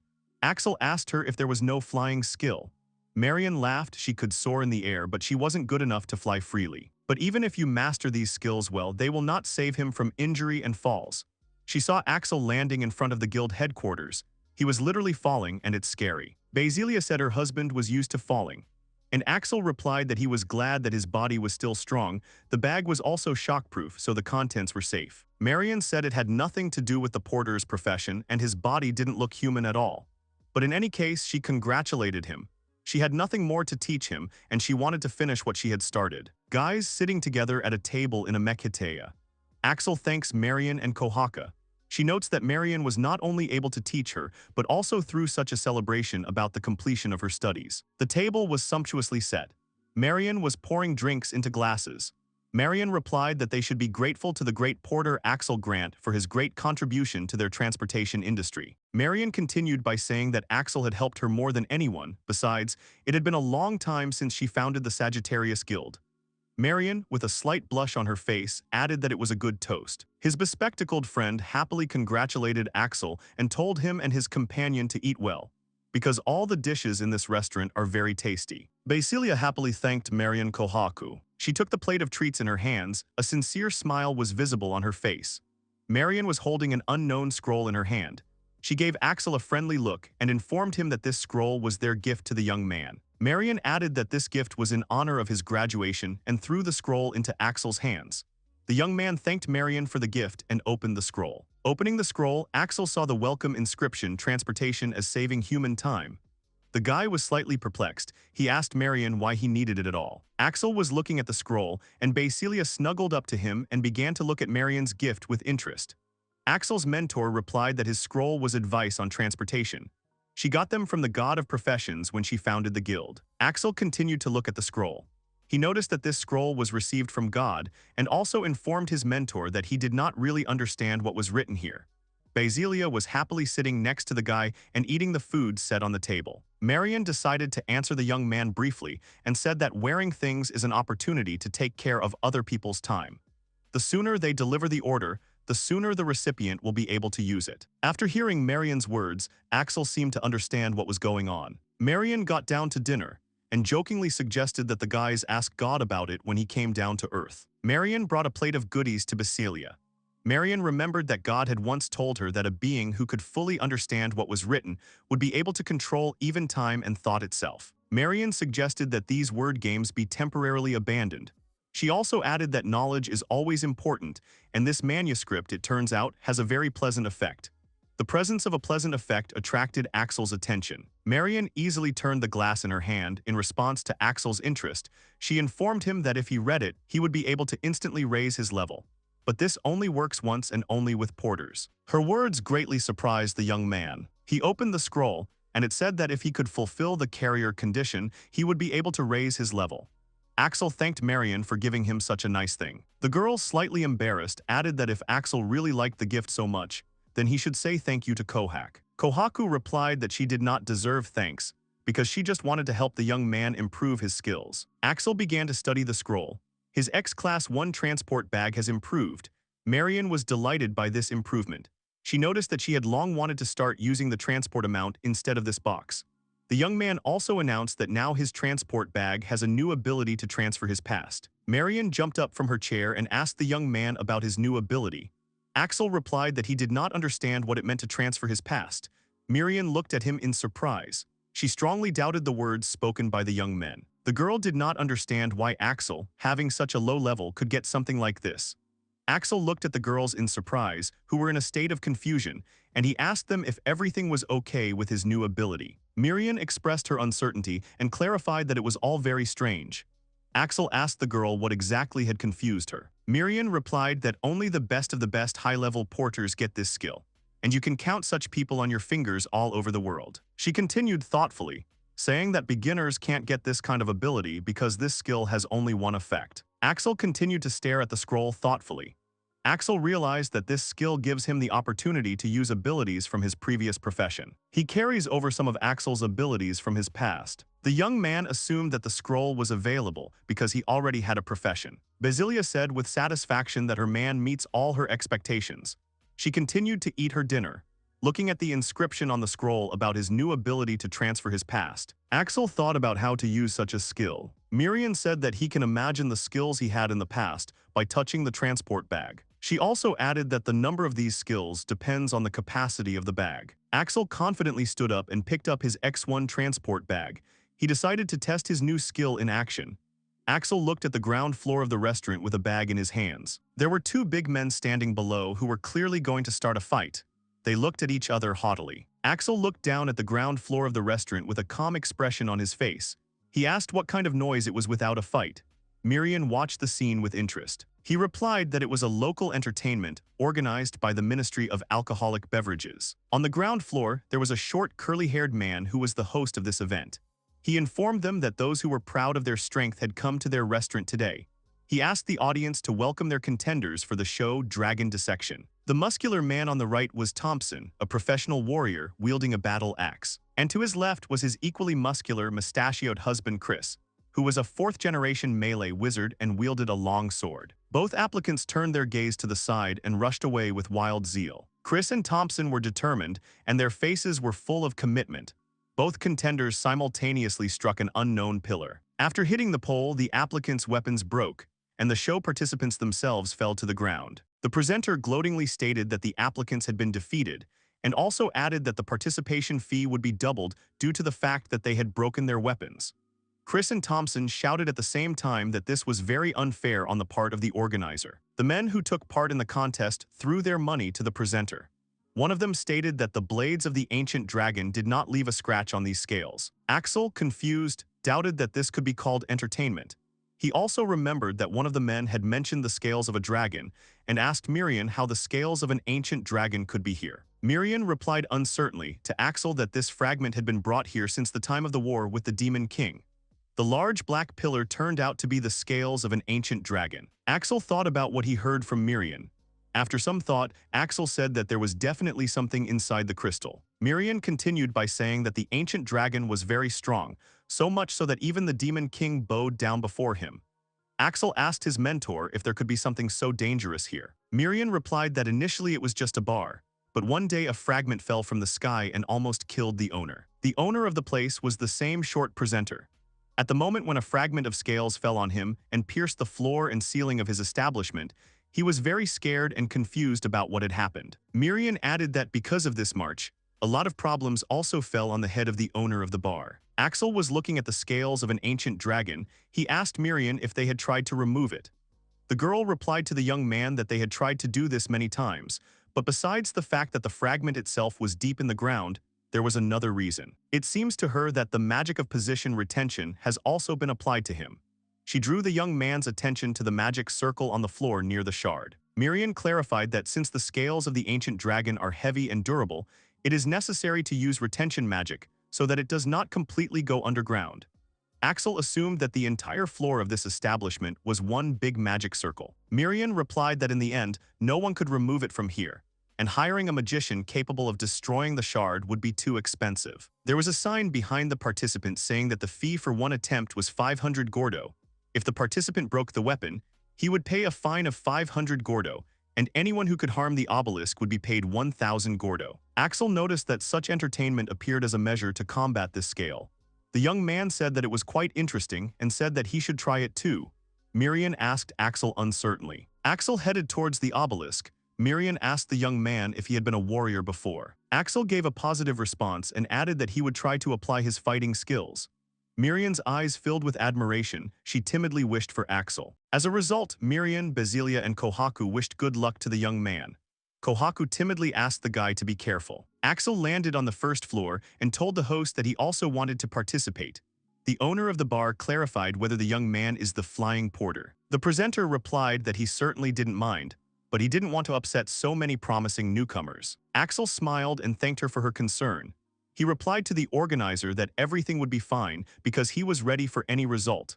The presenter hesitantly allowed the young man to participate. He presented Axel with a display case with weapons behind which hung a sign with prices, and added that he could choose any weapon. Axel decided to choose a sword to participate in the competition.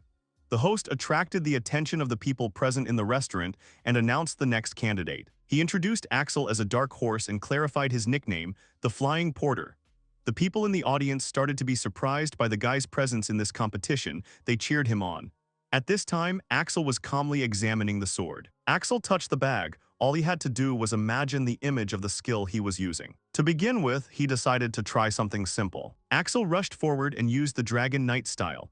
He used the Dragon God's Claw and struck the obelisk with incredible force. The impact caused dust to rise around the crystal, and the young man's sword curled. The impact marks were imprinted on the obelisk, and now the dragon scales bore 3 deep cuts. The result of the young man's performance shocked Miriam, Kohaku, the restaurant owner, and the rest of those present in the establishment. Basilia was happily looking at her husband. The sword that Axel chose for this test cracked. The people in the restaurant were very surprised by the young man's performance. Axel's sword shattered and fell into small pieces. The young man stood in front of the obelisk, on which deep marks from the blow were visible. Dust flew around the hero, which blew the fragments of the sword away. Axel said that if this sword had been of better quality, maybe something would have happened. He only had the hilt in his hands. Axel looked at the remains of the sword and said that he certainly could not break the obelisk, but at least he could scratch it. The restaurant's customers were greatly surprised by his words. After the dust from the impact settled, even more people were able to see Axel's strength, and the crowd behind him was surprised by the sight. People did not believe that Axel could damage the obelisk, on which hundreds of people could not leave a scratch. The young man stood quietly, listening to the cheers of the crowd. The organizer of the tournament approached Axel. He was trembling all over from what he saw. He turned to the young man and shouted with admiration that it was incredible. His eyes lit up from what he saw. Axel calmly remarked that he still couldn't break it. Later, the young man noticed that even so, there was still a reward of 1,000 gordos. However, the hero's weapon broke down, as a result of which, Axel assumed that he simply went to zero. The owner of the restaurant refuted his guesses and noticed that there were 3 cuts on the obelisk. The short owner of the establishment turned to the crowd and said with admiration that Axel was able to surprise everyone present in the tavern. The little man patted the young man on the shoulder and ordered him to bring 2,000 proudly to the winner of the competition. Axel calmly replied that he would be happy to receive such an award. Axel thanked the owner of the restaurant and asked him if everything had been done according to the rules. The short organizer of the contest waved his hands and happily replied that everything was fine, because this was only a plus for his institution. Now he knows for sure that the crystal can be broken. Fierce admiration could be seen on the face of the owner of this restaurant. He ordered Axel to receive his reward as soon as possible. Axel goes up the stairs. Basilia's scream attracts his attention. The girl screams to her betrothed that she has not seen his abilities in action for a long time. She added that Axel looks a little tired. Kohaku and Miriam were standing behind her. Miriam was smiling tenderly, and Kohaku was in great disbelief because of what the young man had done. She couldn't even imagine that anyone would be able to do it. Basilia hugged the young man tightly. Axel replied to the girls that he was a little offended because he could only leave a couple of scratches. Axel noticed that at least he understood exactly how the transfer of the past works. Basilia completely hung onto the constricted one. Axel added that he was even able to apply the transferred skill. His words surprised Miriam greatly. She was stunned by the fact that Axel was able to use only one skill. She shouted at the young man what kind of skill it was. Since he couldn't leave 3 such deep cuts on the crystal, she added that she had never seen such a thing before. The young man replied that he had used the Dragon God Claw skill, which strikes 3 times at once. But that was all he could do. He tried to remember and use 4 skills, but they didn't work. Otherwise, the damage would have been 4 times more. Axel thought about the fact that his broken weapon was not a hindrance to this, because if you activate the Dragon Knight skill, even a straw will be enough to cut the scales of a dragon. Miriam said she found it strange that Axel only got one ability, because his bag has a huge capacity, but more than that, she really couldn't believe that a skill could have such amazing power. She has no words. The young man coquettishly agreed with this. By this point, Bazel had already stopped sticking to the young man. Axel understood that even though the skill's power had dropped noticeably, but it would be enough for now. He decided that everything would be as before. Miriam timidly began to speak. The young man's mentor smiled and said that he was turning all the standards of the porter profession upside down, and she was very happy about it. She also added that she would really like to get Axel's past profession. Axel assumed that this was impossible. His words intrigued Miriam, and she smiled again and decided to change the subject. Miriam and Kohaku were happy about this evening. They noticed that they weren't bored at all today. They agreed that the evening had been well spent. They were also glad that they could see something unusual today. Miriam raised her glass and said it sounded like a toast. Axel remembered Miriam's words and told her that earlier she would find it strange that Axel could only use one skill from the past, given the capacity of his bag. He asked Miriam if anything would change if he took all the things out of the bag. The girl confirmed his words with a smile on her face. She added that the more space in the bag, the more skills you can recreate. She also asked a counter question and asked if the young man wanted to bring back any more skills from the past. Axel confirmed her suspicions and said that in any case, tomorrow he would experiment with the transfer of the past. Axel added that the ability he used on the crystal had exhausted him a lot because he hadn't used it for a long time, so he decided to leave talking about it and enjoy the meal. Bezalina smiled and agreed with her betrothed's words. The whole group clinked glasses merrily. They decided to drink another boost in Axel's level. After a while, it was already dark outside. Miriam coquettishly invited Kohak to congratulate Axel more privately. Her words greatly embarrassed her friend. After all the restaurant's patrons had left, its owner began to clean up his establishment. After such a hard and eventful day, this ruin was especially difficult for him. The owner of the restaurant understood that he had not started this whole event in vain, because today the first fruits of his labors appeared. Exhaling and finishing with the cleaning, the restaurant owner decided that it was time to close the restaurant for today. He headed for the exit with a broom in his hands. Arriving on the first floor, the owner noticed that the crystal in the center of his establishment was broken more than before. This greatly surprised the short entrepreneur. He didn't understand what was going on. The man looked at the crystal in surprise. It turned out that the crystal was completely broken, a fact that greatly surprised the owner of the restaurant. Looking at the remains of the obelisk, the man did not even understand what had just happened. Looking into the depths of the crystal, the owner was even more surprised. He will assume that the blow of that porter was able to reach the depths of the crystal and shatter the scales. Looking at the broken obelisk, the owner was very happy. He thanked the porter and decided that next time he would have to thank him. Looking at the fragments of scales, the owner wondered who the flying porter really was. In the afternoon in the same city, Axel was holding his transport bag and a cup of coffee in his hands. Looking at the bag, he says that he can use 2 skills of the past at a time. Each of them takes up exactly half the bag. Bezalina sits in front of her betrothed and eats a loaf of bread. She tells the young man that maybe in the future it will become bigger, which means that the number of skills can increase. Axel notices that we still have to live to see this, although it would be nice. A couple of lovers were sitting opposite each other at the dining table, and an unknown man was standing to one side of them who decided to call out to Axel during their meal. It was Dorth. Axel turned in his direction and greeted his friend. He asked what Dort was doing in this place at such a time. Dort laughed and informed the young man that he was the owner of this establishment. Dort told the guys that he had heard rumors that Axel had managed to damage the landmark of Mehetea. He added that according to rumors, Axel was able to destroy the crystal created by the scales of an ancient dragon, thereby greatly pleasing the owner of that institution. The owner of that restaurant was very happy with this outcome of events, and was ready to provide the guys with a bunch of free coupons for food. Axel, sipping a drink, calmly said that he was pleased with the fact that he was able to help them get rid of this problem. His words unnerved Dort, and he noticed that Axel was treating the destruction of the ancient dragon's scales as an ordinary nuisance. He also added that the young man surprises him more and more every time. Dort corrected himself by saying that it was getting easier for him to get information about the two of them every time. Dort also informed the guys that the rumors about them are not limited to one city. They have already become a sign among the porters of other regions. His words surprised Axel a little, and he clarified whether this was true. Dort gave a positive response and added that many people consider them geniuses. Immediately after these words, Dort invited the guys to take an elite place in his guild. Axel politely replied without hesitation that he would probably refuse his offer. The young man's answer disappointed the gentleman a little. The old man added that if they changed their minds, he would always be able to help them. He also recalled that Axel is his granddaughter's savior, and the porter the whole city is proud of. After these words, Dort added that the guys can eat as much as they want, and they should not worry about paying for dinner. Axel politely thanked Dort. They decided to take on a difficult assignment. The young man was holding a leaflet in his hand that talked about the risk of being attacked by demons. The recommended level for the task was 10 or higher. Axel paid attention to the part about demons. Axel, Basalia, and Minora stood in front of the guild employee. The young man clarified whether the risk of the task was increasing as the difficulty increased.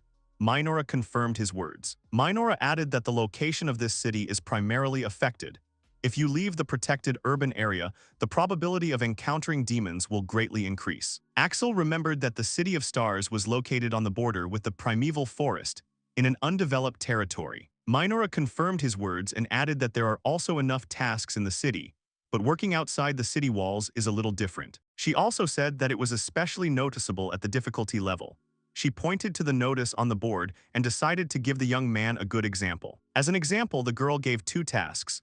Near the primeval forest, where you can meet crowds of demons, or a task in a dungeon created by unknown people, the depth of which is more than 100 meters. After these words, Basalia said that even in such requests, there is nothing wrong. Minora smiled and confirmed her words, and also added that thanks to this they have plenty of resources. She added to her speech by saying that as long as the money is spinning, the city will develop, and it is not dangerous to live in it. The girl smiled happily and said that it was a good city. Axel agreed with her, and Basilia noticed that the food here is very tasty. Miriam told the guys that the heart of the demon beast is a magic stone that stores magical energy. If a demon is killed and a similar stone is left on the ground, it will spread its energy for a long time. For this reason, there are fertile lands in the vicinity of the city, which lies not far from the overgrown forest. Miriam leaned against Axel's shoulder and continued her speech. She added that this job is very difficult, so this time she will personally accompany them. Her words greatly surprised Axel and pleased Basalia. Miriam looked into the young man's eyes and said that even if he was a warrior in the past,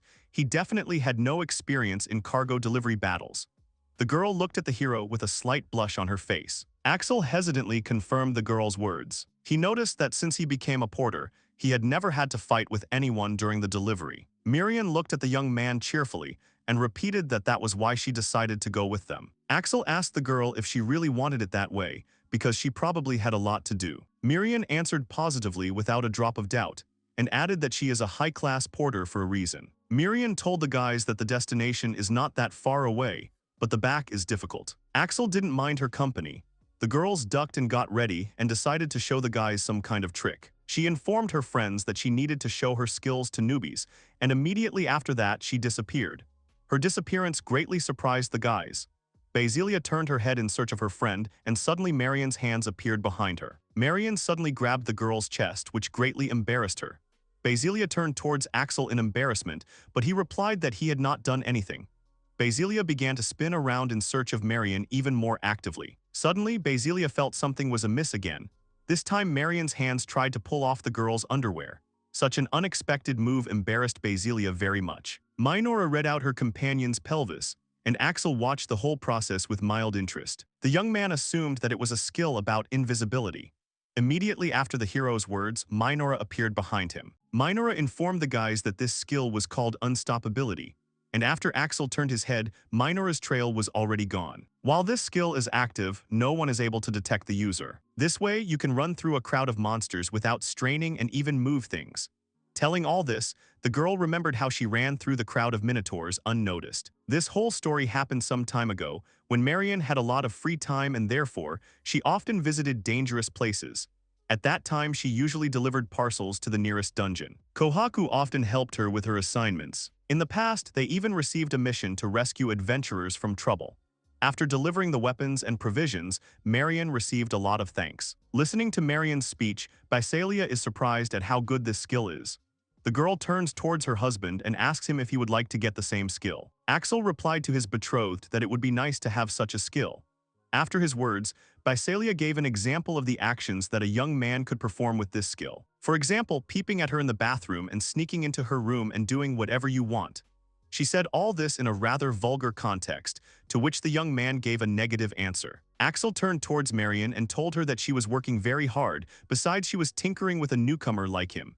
He added that his colleague is a wonderful girl. Marian, with a slight blush on her face, replied that it didn't cost her anything. She also told the young man that her opinion about him was the same. She noticed that Axel had just joined them but was already going on such a difficult mission. In addition, she mentioned his betrothed, saying that she always helps him. Marion hugged Axel's other shoulder and was pleased to say that as a senior in the transportation industry, he really wanted to take more care of the young man.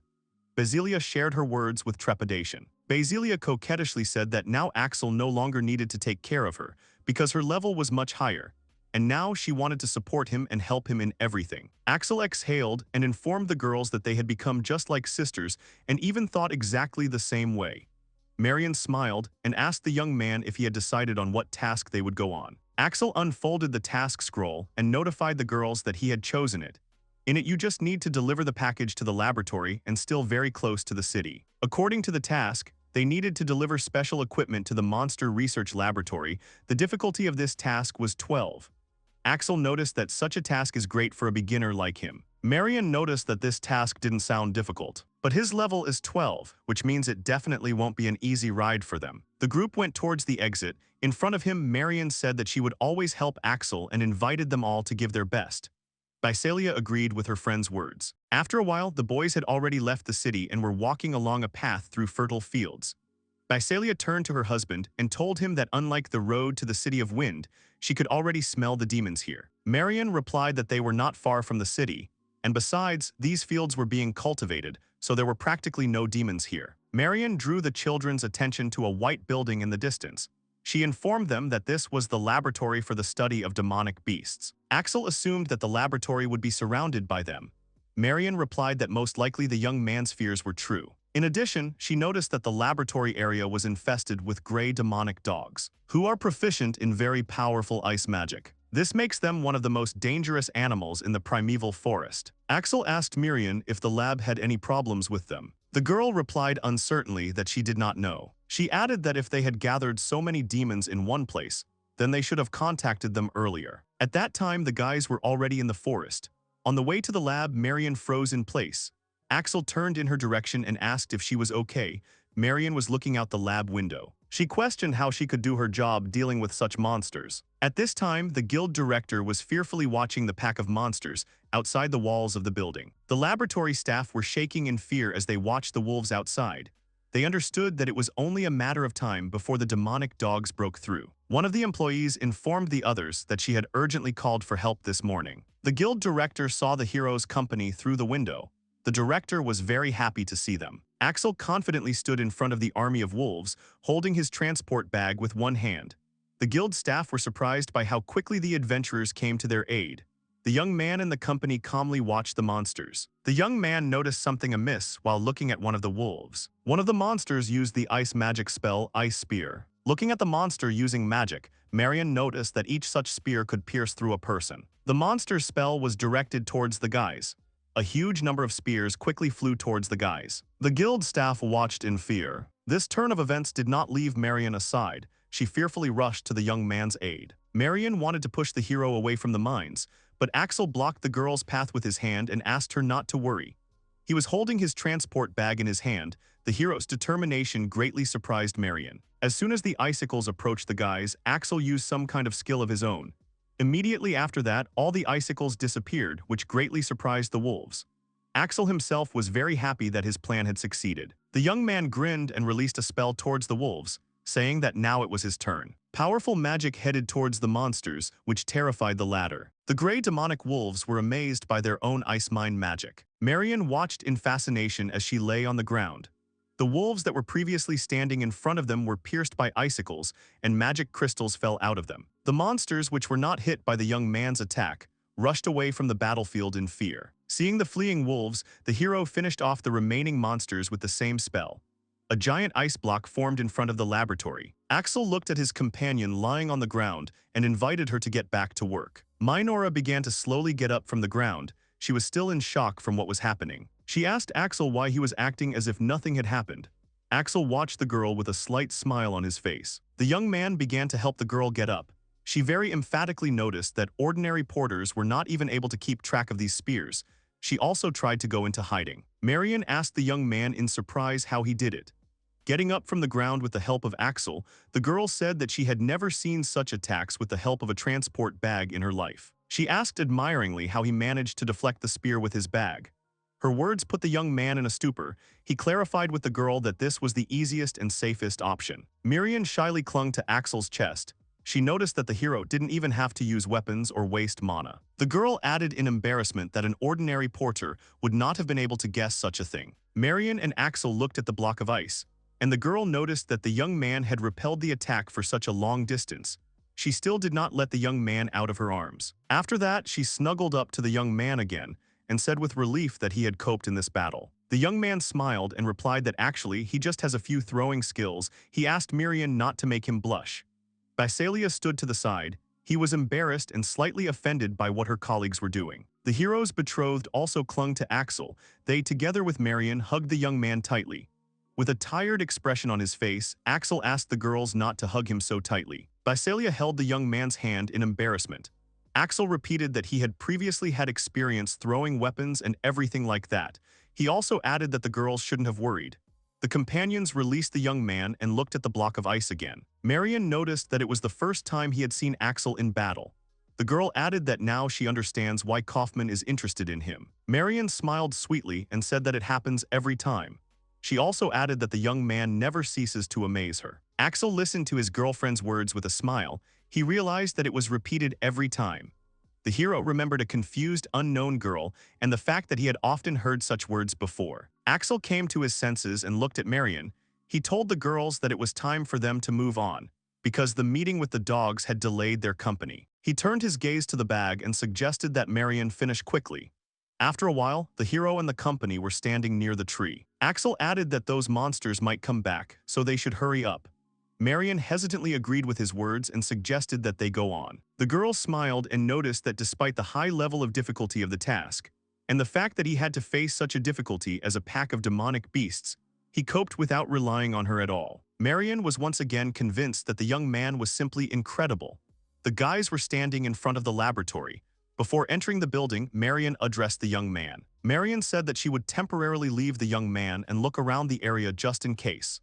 Visalia added that she would go with Marion. Axel smiled and wished the girls good luck. After the girls left the young man, he knocked on the door. The gates of the laboratory opened, and someone's footsteps could be heard from the entrance hall. One of the employees was rushing to meet Axel. Along the way, she thanked the young man for saving them from the demons. When the director of the laboratory came running to Axel, she bent over and exhaled from fatigue. The young man replied that she shouldn't worry about anything because it was part of his job. He leaned closer to the girl and asked amiably if she worked here. When she came to her senses, the girl smiled and picked up her badge. She remembered that she had not yet had time to introduce herself. The girl's name was Noor. She was an employee of the laboratory for the study of demons. Axel replied amiably that he was very pleased to meet the girl, but she promptly replied that it was an honor for the team of their laboratory because he was able to save them.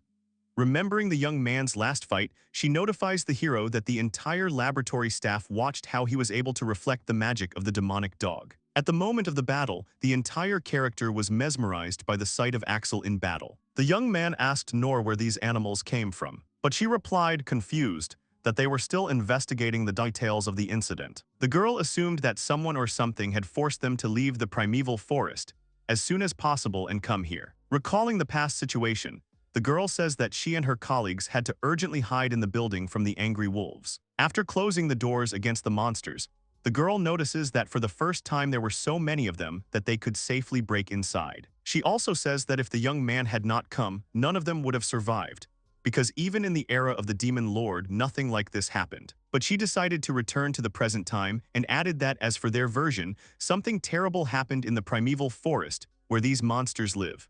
Noor and Axel looked towards the forest where the wolves had come from. After hearing the girl's story, the young man thought about it. His thoughts were interrupted by Noor's speech. The girl assumed that it was very dangerous in this forest right now. She looked at Axel and asked him to be careful when he went to look for the reason in the forest. Her words stunned the young man. Axel sat down and calmly informed Noor that she had made a mistake because the task with the forest was not in his specialty.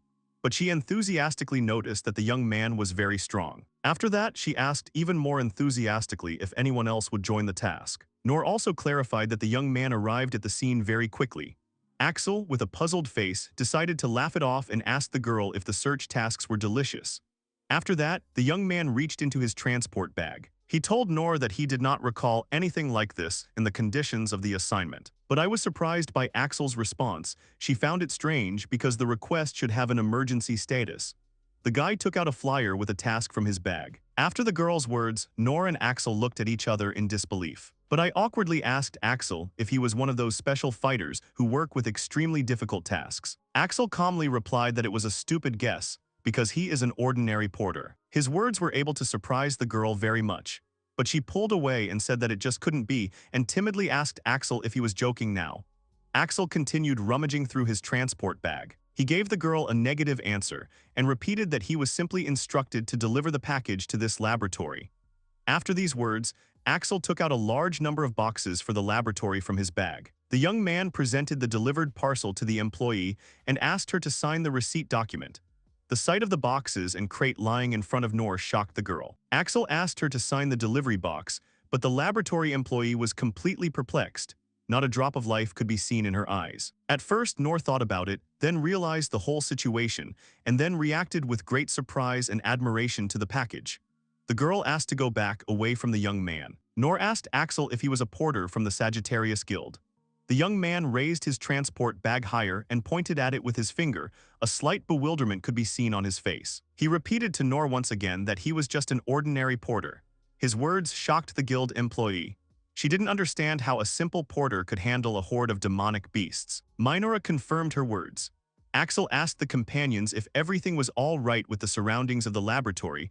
All this time, Noor was in a state of perplexity. Basilia turned towards the distant employee and told Axel that she had heard someone screaming. The lab worker's robe began to slowly slide down. Basilia adjusted Noor's uniform and reported that they were curious about what had happened and therefore they came running. Immediately after these words, Basilia asked, confused, what was going on here at all. Axel replied that they were mistaken for a rescue squad.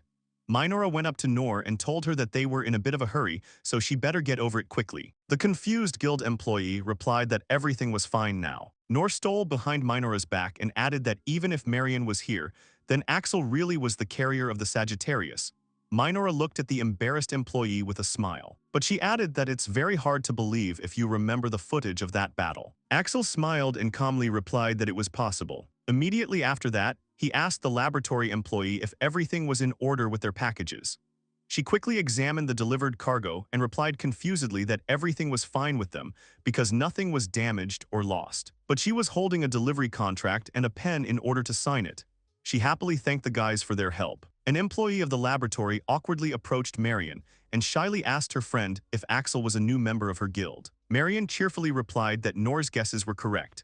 After that, she added that the young man had joined the guild not so long ago, but was already its irreplaceable employee. While saying these words, Marion looked at the young man. A smile and a blush could be seen on her face. But she smiled with the same slight blush on her face, realizing her precious friend's words. After that, something dawned on the girl. She remembered the moment of Axel's battle where he returned the enemy spell to the enemies. The laboratory employee realized that the young man is not only a porter, but also an excellent fighter. Her eyes shone with admiration. Axel amicably confirmed that he is a new member of the Marion Guild, and thanked Noor for their cooperation. Next to the young man was Basilia, who smiled tenderly at the employee.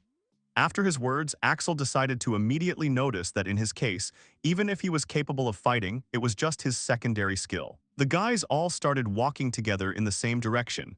Axel understood that he was now a porter and therefore had to fulfill his new duties. In the process of moving to a new place, Minora suddenly remembers something. She points her hand in Axel's direction and informs Noor that Axel is not an ordinary porter. Minora quickly closes the distance with the lab employee and asks her never to force other porters to do something like that. But she timidly replied that she would not do it. After a while, the guys came to the main hall where the rest of the laboratory staff were. Noor stood at the head of the scientists and turned to Axel. She happily thanked the youth for driving away all the demonic beasts. She smiled and looked at the hero affectionately, but also added that she would be glad to work with Axel again because the young man helped them a lot.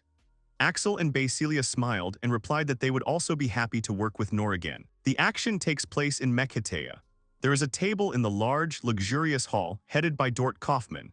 Dort solemnly announces that the 107th meeting of S-Rank Guild members is being held today. The old man's face was serious. Dort introduced himself and began his grandiose speech. Minora interrupted the organizer of this event, She smiled and offered to talk less formally because she was the only one who came to the meeting. Dort exhaled and sat down at the table. He agreed with Minora's words and thanked her for coming to the meeting. Kaufman noticed with displeasure that the rest of the guild members had missed the meeting. His words surprised Minoru a little. The girl said that due to the approach of the Holy Exchange, everyone went to the capital. She recalled that the issue of adjusting the pricing policy for merchants was on the agenda. Minora was holding a document for the delivery of magic stones and supplies from the merchant guilds. Minora wasn't going anywhere, so she stayed at the guild.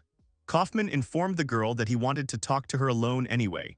His words surprised Minora a little, and she questioned Kaufman's intentions. Dort told Minora that Axel, while completing the task of delivering a package to the laboratory for the study of demonic beasts, also fulfilled the request for protection from these very beasts, which his people accepted. After Kaufman told Minora about his thoughts, he asked the girl how he managed it in the first place. Minora was confused and replied that she couldn't put into words all the nuances of that battle. She also reported that during the battle she had a feeling that it was better not to interfere. After her words, Minora paused for a moment and turned to Kaufman. She suggested that Axel might be the faceless dragon knight. Dort replied to the girl that he had also had the same thought. The head of the guild noticed that due to the passive skill of the Dragon Knight disinformation, which can distort any data, his identity remains a mystery. Kaufman concluded that he and Minora would never be able to find out for sure. Minora thought about it. The girl decided to assume that they were right and Axel was really a Dragon Knight. After that, she wondered why the Dragon Knight suddenly became a novice and received the profession of a porter. Kaufman agreed that the Dragon Knight really didn't need to become a porter.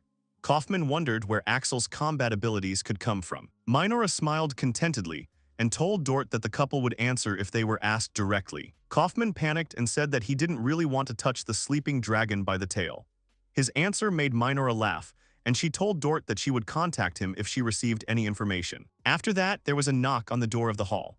The doors to the room were opened by a messenger who reported an urgent report from the research laboratory for the study of demonic beasts. The messenger told the audience that many huge pits had been discovered in the primeval forest. He assumed they were footprints. The messenger also told Dort and Minora that they had interviewed eyewitnesses who confirmed the presence of an unknown giant monster in the area. His words made Minoru think. She realized that this had already happened when the demon lord appeared. Dort exhaled and said that they needed to inform the head of the City of Stars about this, so that they could prepare in case he attacked. After a while, Dort and Minora left the guild. It was already late at night outside. Dort told the girl that he had a strange feeling about Axel and all these events. Dort hoped that no serious problems would arise on this basis. Minora replied that there was nothing to be done about it and noticed that something strange was always happening in this city. Minora and Dort went for a walk around the city at night. Kaufman asked Minora if they should have informed other guilds about this. Minora questioned this decision and added that in any case, the responsibility for it would fall on their shoulders. Axel gave a positive response and said that he is still experimenting with the skill of transferring the past. Holding the transport bag in his hands, Axel got ready for something. After a short preparation, he used the vision enhancement skill. After using the skill, Axel noticed how clean his house was. After what he saw, the young man immediately informed Basilia about the cleanliness of the house. The girl laughed happily and said that it was all because she had cleaned the house. Basilia smiled contentedly and informed Axel that she allowed him to praise her a lot and a lot. Axel smiled and praised the girl for the job she had done. He was still holding his transport bag in his hands. The young man noticed the inscription, "I love my hubby," on the floor. The young man informed Basilia about this, which greatly surprised the latter. The girl was embarrassed and covered her face with her hands. She told her betrothed that she had wiped everything and wiped it dry. Embarrassed, Basilia put her hands away from her face and asked Axel if he had seen the inscription because of his enhanced vision. The young man assumed that her guesses were correct. Axel also noted that this was the first time he had used this skill without a helmet and suggested that this made the effect even more noticeable. Axel suggested to Basilia to check something else.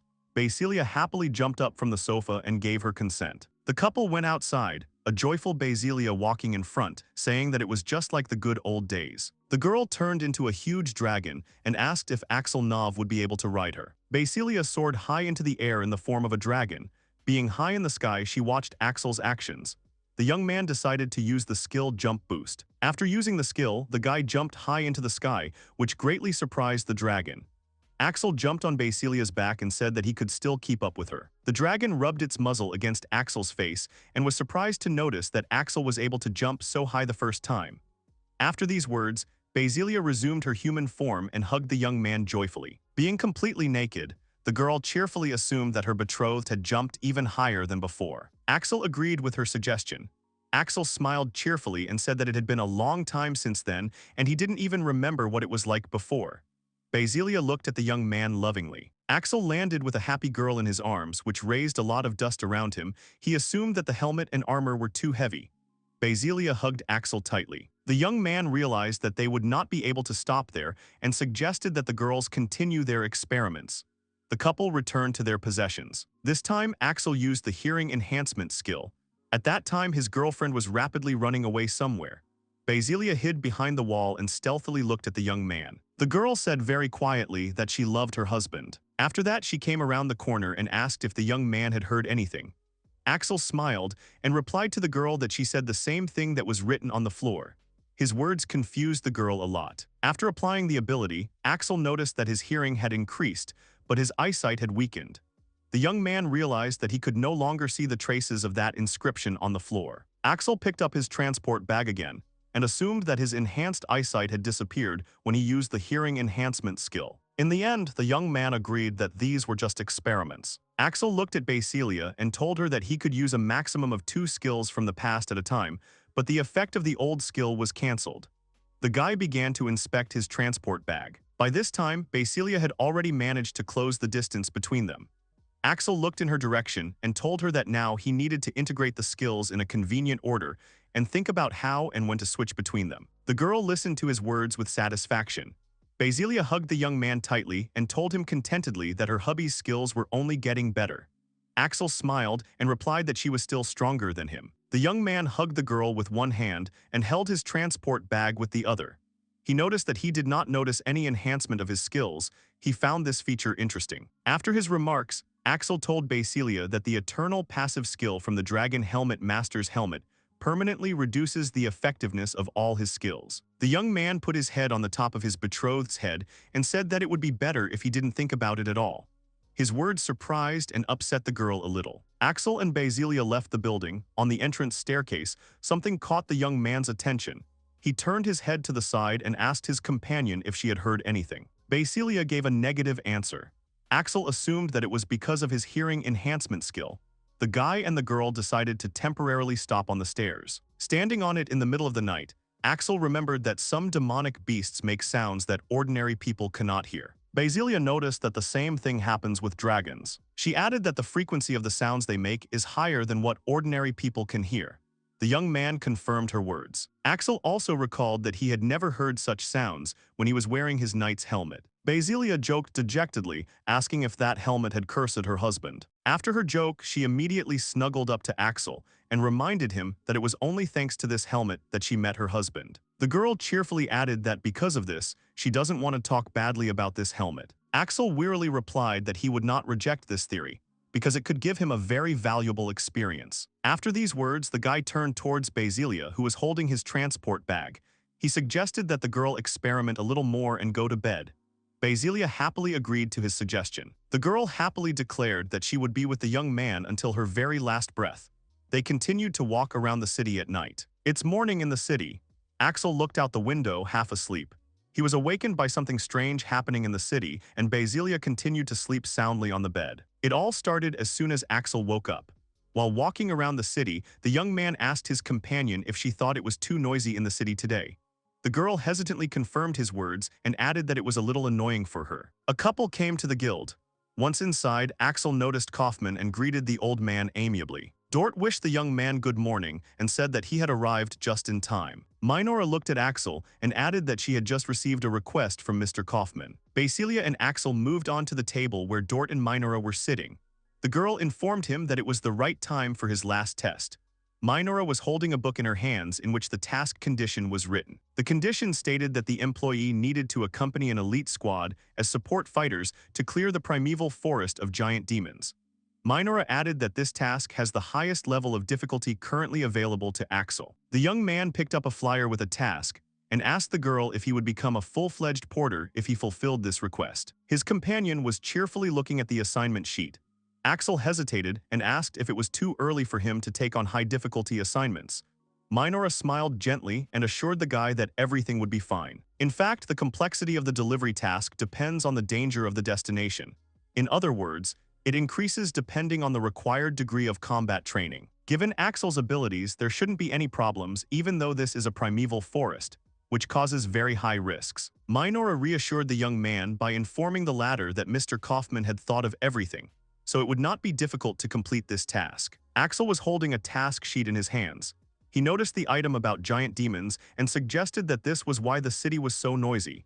Kaufman looked at the young man and said that he would be fine. Kohaku was also in this room. She looked out the window and added that the City of Stars had already faced similar difficulties many times. She said that's the reason they have an elite squad to fight the demons. The girl added that it did not seem superfluous to provide them with support just in case. That's why Kaufman gave him this assignment. Axel noticed that all the members of this demonic beast hunting squad are high-level fighters.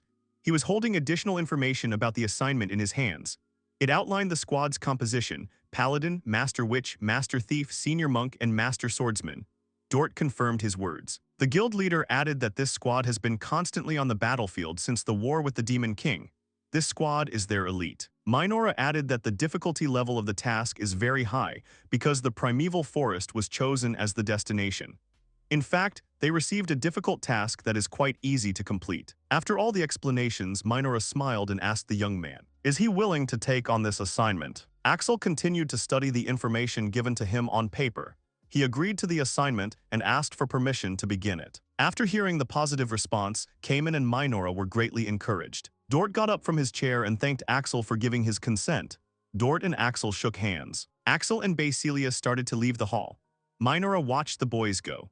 The girl clarified that this building can be regarded as an exam to determine whether it is ready to become a full-fledged porter and wished them good luck. When Axel went outside, he noticed that he finally had the opportunity to become a real porter. Basilia and Axel said goodbye to Dort and Minoru, who saw them off. Axel and Basilia were walking through the city. On her way, the girl noticed someone and asked her husband if this was the elite squad. In front of them stood a tall man in armor with a cape. He asked Axel if he was the porter who would accompany them. The man in armor introduced himself as Sig, the leader of the Starlight Squad.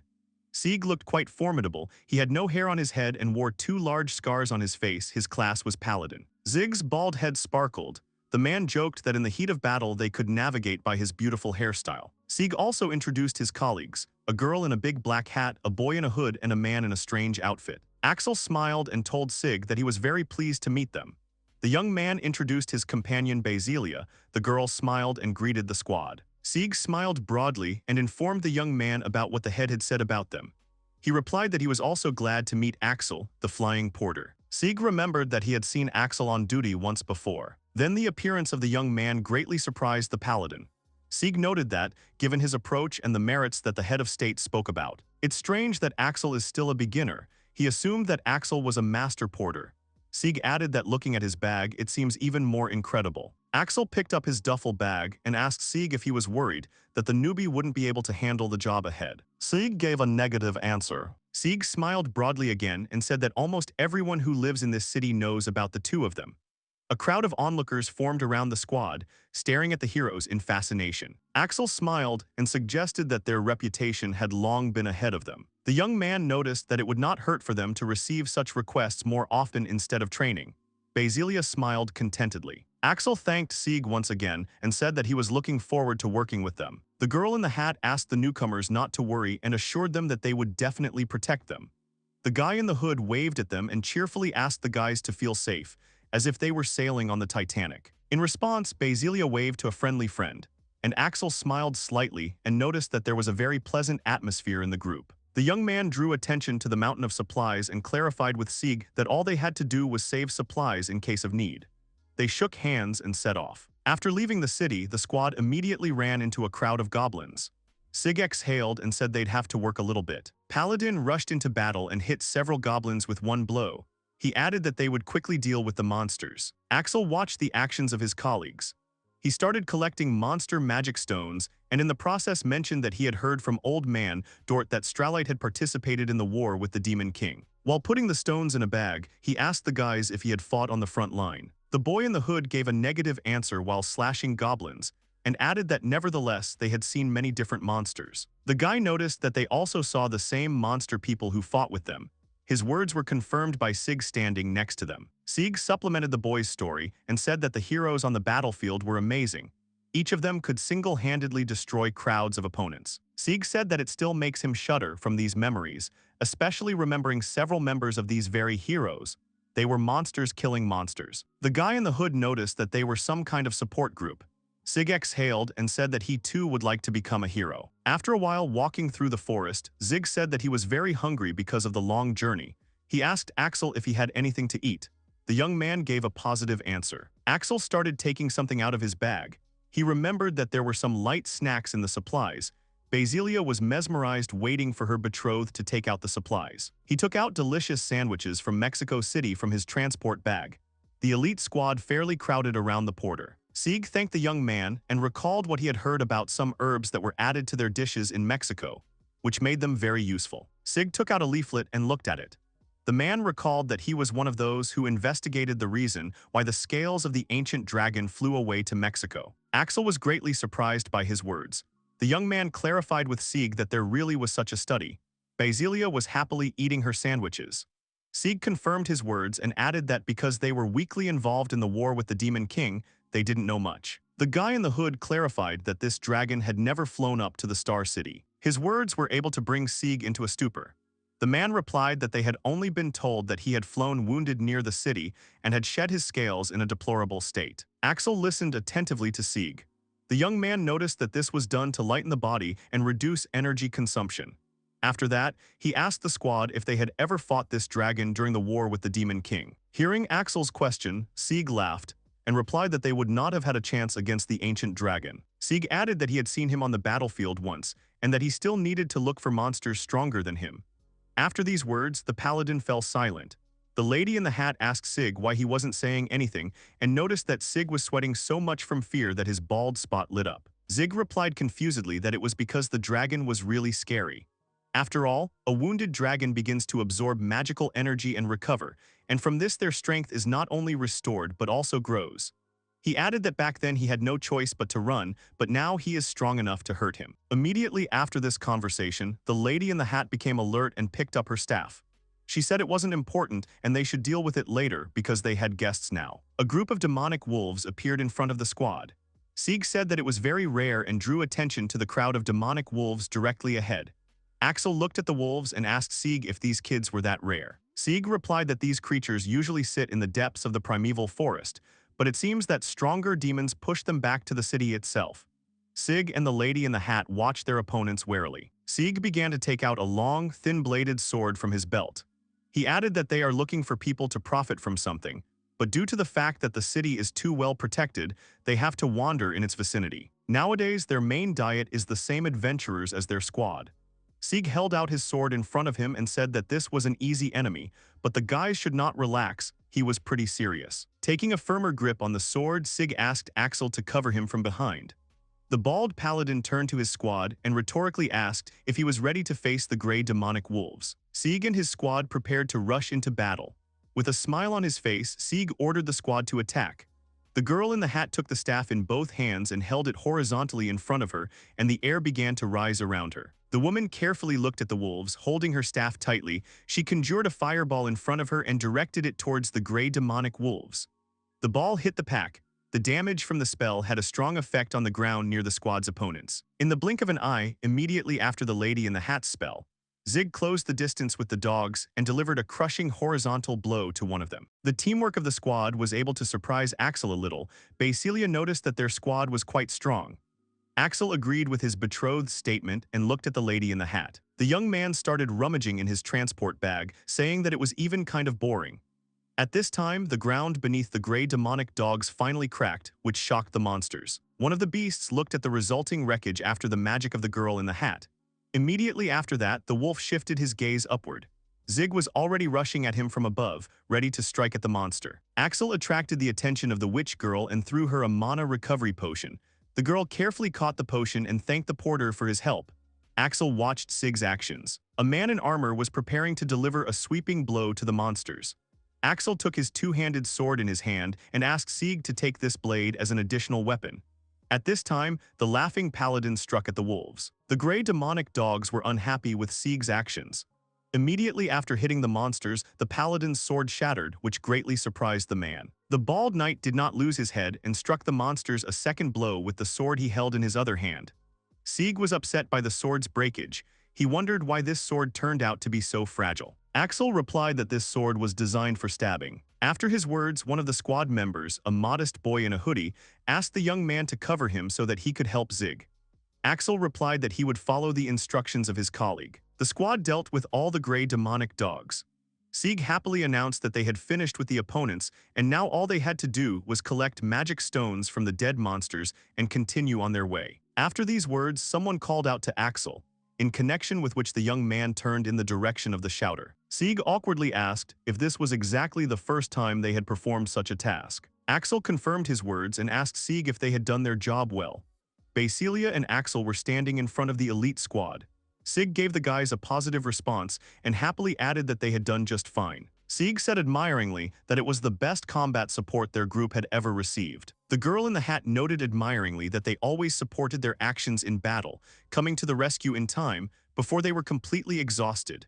The guy in the hood added that they always provided them with new weapons on time and accurately. Sieg admiringly approached Axel and said that they seemed to be working with some kind of professionals.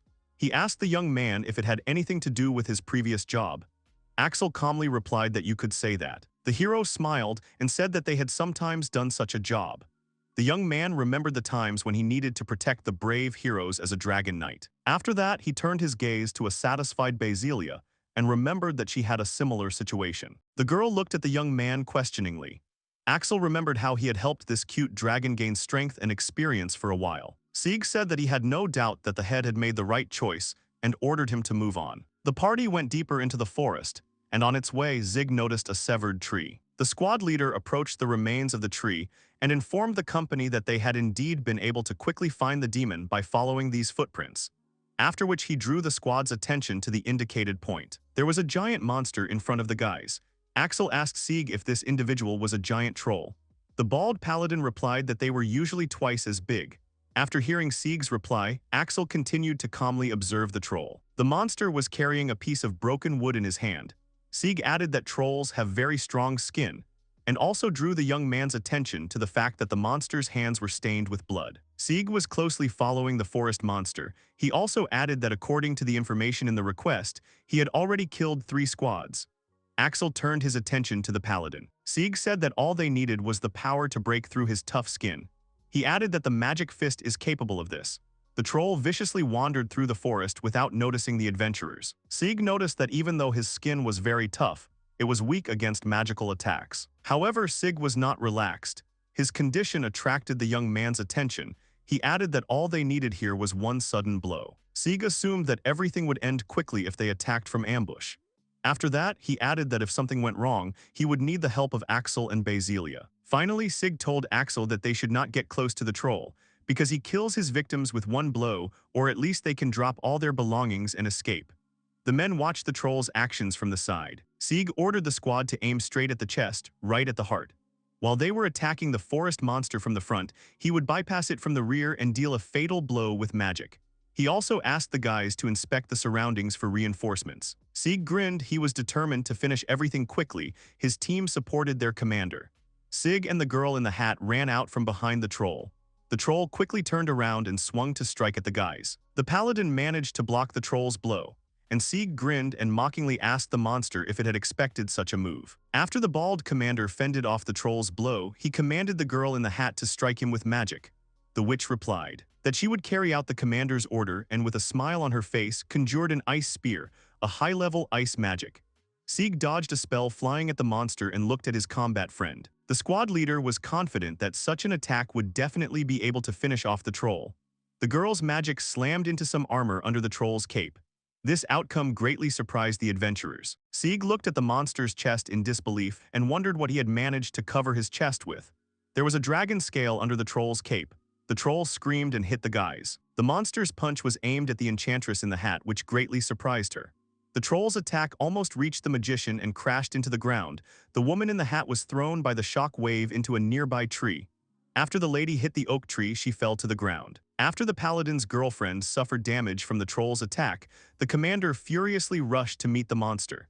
He landed a powerful blow on the monster's knee, but his attack didn't do much damage. The troll clenched his fist with force and swung at Sig. The course of the battle terrified the team members, and the hooded guy shouted at Sig to be careful. At that moment, Sig realized that he had made a mistake because he had been too hasty. At the same time, Axel took out his transport bag and started using some kind of skill. With his actions, he greatly surprised the members of this squad. Something from the troll's side rushed past Sig with unimaginable speed. This stunned the paladin, who was in the heat of battle. The unexpected actions of the porter stunned the lady in the hat and the hooded boy who was helping her up. Axel's projectile was flying straight towards the monster. As soon as he reached the target, he pierced through the dragon's scales. Sig watched in amazement. Axel shouted to the squad leader that this was their chance to finish off the troll and ordered the paladin to strike. After the young man's shout, Sig came to his senses and quickly swung at the troll. Sig furiously inflicted a strong sweeping cut on the monster. The monster screamed in pain and fell to the ground. Sig breathed a sigh of relief and asked what had just happened. He was standing right in front of the defeated troll. The paladin turned towards the young man, remembering the spear. He asked Axel if he had thrown it at the troll. The young man calmly confirmed his words, reminding the commander that he had asked to cover him from a distance. Axel started putting the spears back into the reporter's bag. During this, Axel asked the stunned adventurers if he had completed his task. The young man's companions uncertainly gave a positive answer. This answer pleased Axel. He was glad that he had not let them down in a difficult moment. Sig and the rest of the team stared at the young man in surprise. The squad leader clearly wanted to tell him something, but suddenly he changed his mind. Basilia snuggled up to her betrothed and said that that giant troll was very scary. Axel calmly noted that this squad was not as weak as they had thought. His words shocked the rest of the team. Axel and Sig's conversation was interrupted by a guy in a hood. He turned to Sig, saying that he definitely had to see it. Paladin asked the guy not to shout at the whole forest and reminded him that they had only 2 goals left. The hooded youth aggressively replied that it didn't matter and hurried the squad to look at something they had surrendered. Sig and his team saw a pool of blood. All the members of the Stralite squad were very surprised by what they saw. In front of them lay the remains of giant trolls. Their appearance startled the adventurers. A group of heroes approached several dead bodies of orcs in a clearing in the middle of the forest. The girl said that it seemed to be the remnants of their goals and wondered what had happened to them. Sig replied that he didn't know and wondered what kind of magic was capable of cutting them up like that. He said that these giants were the thunderstorm of the primeval forest, and he had never heard of anyone capable of such a thing. After that, a crystal nearby caught his attention. Sig thought that it looked like an ancient dragon had worked in this place, but he quickly dismissed this thought because he did not understand why he would appear in the primeval forest. But the scales scattered around suggest otherwise, so it's possible he's been hiding here ever since he shed his scales during the war. At that moment, Sig was called out, telling him to look at something incredible. People found the skin of an ancient dragon nearby. A group of heroes approached him. Axel said he dropped it while healing his wounds. Sig was surprised that the guy thought so too and noticed that this skin would never rot and would lie in this place for many years. Axel also noticed that he had not fully recovered yet. Sig was again shocked that the guy was right and added that otherwise only the skin would have remained after healing. The hero said that, however, he was still injured. It was clearly noticeable in the large pools of blood. The guy said that the traces of blood were still fresh, and Sig replied that he had most likely flown away. The young man agreed with his companion's words, but he thought about the fact that he had left without fully healing. The squad leader said that the dragon had absorbed enough magic stones, and then he wondered where he could go because there is no better place to collect magical energy than the primeval forest. At that moment, the girl called out to the commander, and she shouted with a worried and shocked look that a message had just arrived from Kaufman. Namely, the message that the City of Stars was attacked by a dragon. He was above a city whose protective walls were in the shape of a hexagonal star. The dragon began to approach the city, descending, and then stopped, crouching on the wall. People looked at him in surprise, scared and shocked, screaming as the dragon broke through the wall with its paws. He sat down on the broken wall and watched for a short amount of time in front of everyone, after which he screamed sharply. Marion and Dort watched with the others. The girl worriedly wondered if they had been personally visited by an ancient dragon, and the man replied that it was very exciting. Marion asked the man if he had informed anyone about the coming of the dragon. Dort agreed, adding that he had contacted everyone he could and asked for help. After that, I asked the girl about the success on her side, whether it was possible to find someone with her. She replied that she had done everything she could, but there were some problems. She said that Kohaku had personally gone to get reinforcements, but because there was no time, none of the high-level warriors would be able to get there in time. Therefore, Marion concluded that only she and Dort could somehow protect the city. Dort Kaufman clarified with her that she was suggesting stalling for time until the main forces had gathered, and reminded her that although he was wounded, he was still an ancient dragon. Marion replied that they had no choice, because otherwise the city would be finished, and their resistance will somehow be able to delay him. The warriors marched in front of them shouting that they needed to keep up the formation. The dragon attacked them and they hit the rocks. Marion chuckled and wondered if that would really delay him. And then she dismissed the thought with a chuckle, because the ancient dragon could easily break through their magical defenses and finish off several first-class fighters with one blow. However, of course, there are advantages to everything, such as the fact that the hospital is just around the corner, and at least this way they will have fewer losses. Dort remembered that he had seen an ancient dragon before during the Great War. It's been a long time, but he hasn't changed a bit. Marion asked him where all the adventurers were now. Kaufman said that he was sure that there would be those nearby who would agree to help, but it would take time, so now they had to do something on their own. Marion said emphatically that before the city was destroyed, they had to figure out how to stop it. Then she stretched out her hand with the blade and said that its weak point was the neck, so she would try her best to reach it. Dorn also resolutely folded his arms and noted that he was not called a merchant soldier in the war, so he would help her. Marion smiled and said that in that case, they would go on the attack together. Kaufman replied that as the head of the greatest merchant guild, he would protect his city. Meanwhile, in the forest, the captain of the hero squad said that they were urgently returning to the city. The companion replied that she hoped they would make it, but Axel told them to wait. Sieg was surprised and shouted that they didn't have time to wait, asking if he understood that. The captain continued that no matter how scary and dangerous this dragon was, it was their hometown, so they had to protect it. But Axel replied that Sieg simply did not understand him, because he was saying that there was a way to get to the city much faster, after which he turned to Basilia with a request. The girl closed her eyes and lovingly replied that she understood, addressing the guy as her husband. The girl then used reincarnation, turning into her true form. The hero squad was very shocked, and Axel told them to jump in because they can't waste a minute of time because people's lives are at stake. Sieg asked Axel if they needed to jump in, and the adventurer next to him asked if anyone else seemed a little familiar with this dragon.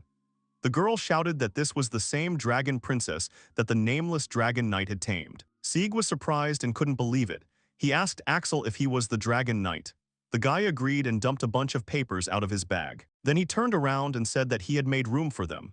Sieg excitedly asked if he was going to carry them inside the bag. Axel in turn explained to them that there was only one Basilia, and they couldn't all fit in. Therefore, this is the only way for everyone to fit in, and also assured them that they don't have to worry because they have enough air and they won't suffocate. And from the inside it looks like a small room, even though it will be cramped. The squad was speechless, but Axel added that he had personally checked everything, and in addition, even if they were sitting inside, they would be able to communicate freely. This way they will be able to discuss strategy.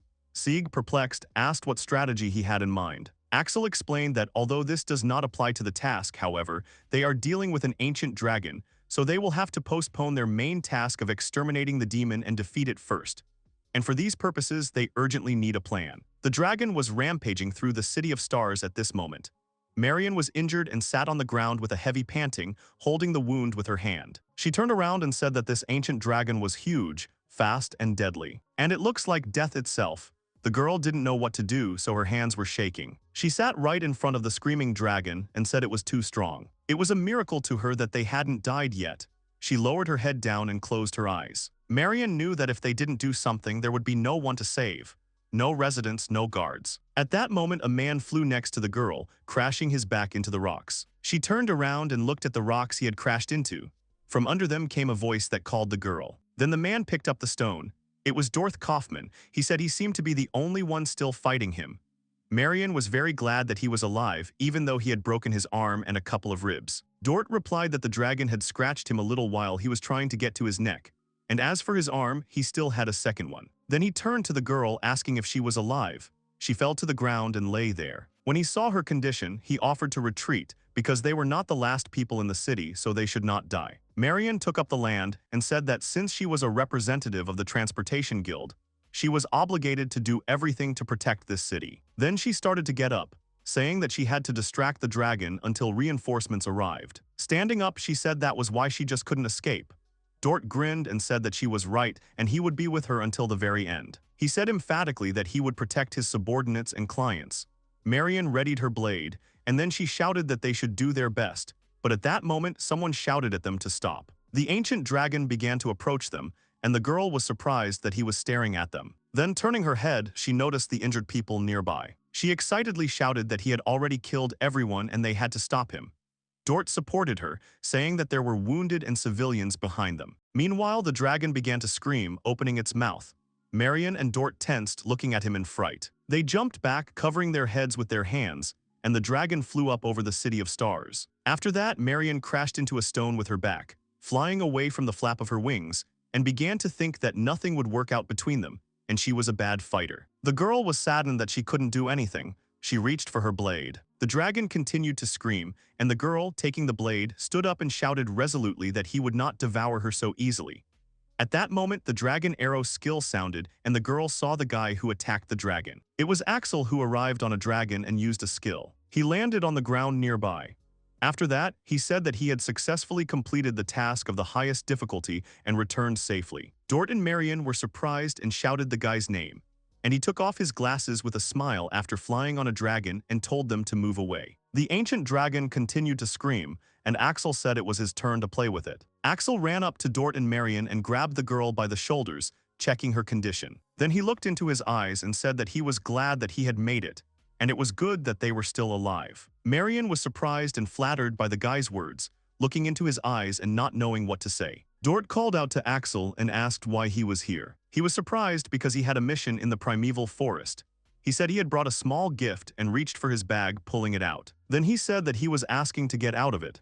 The bag stretched and people started coming out. Kaufman and Marion were surprised, and the hero squad came out with a smile, saying that they were very seasick inside. Sig was the last to leave and said that they got there very quickly, although the road was tiring, but he still had plenty of strength. The squad approached the combatants and began to carry them away.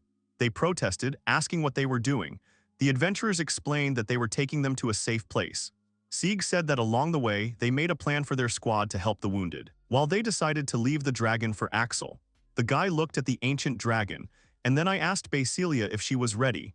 The girl in the form of a dragon agreed and said she would protect him. Axel said that now that the transport bag is empty, you can use a couple of old spells. The guy was nostalgic because he hadn't seen the ancient dragon for a long time.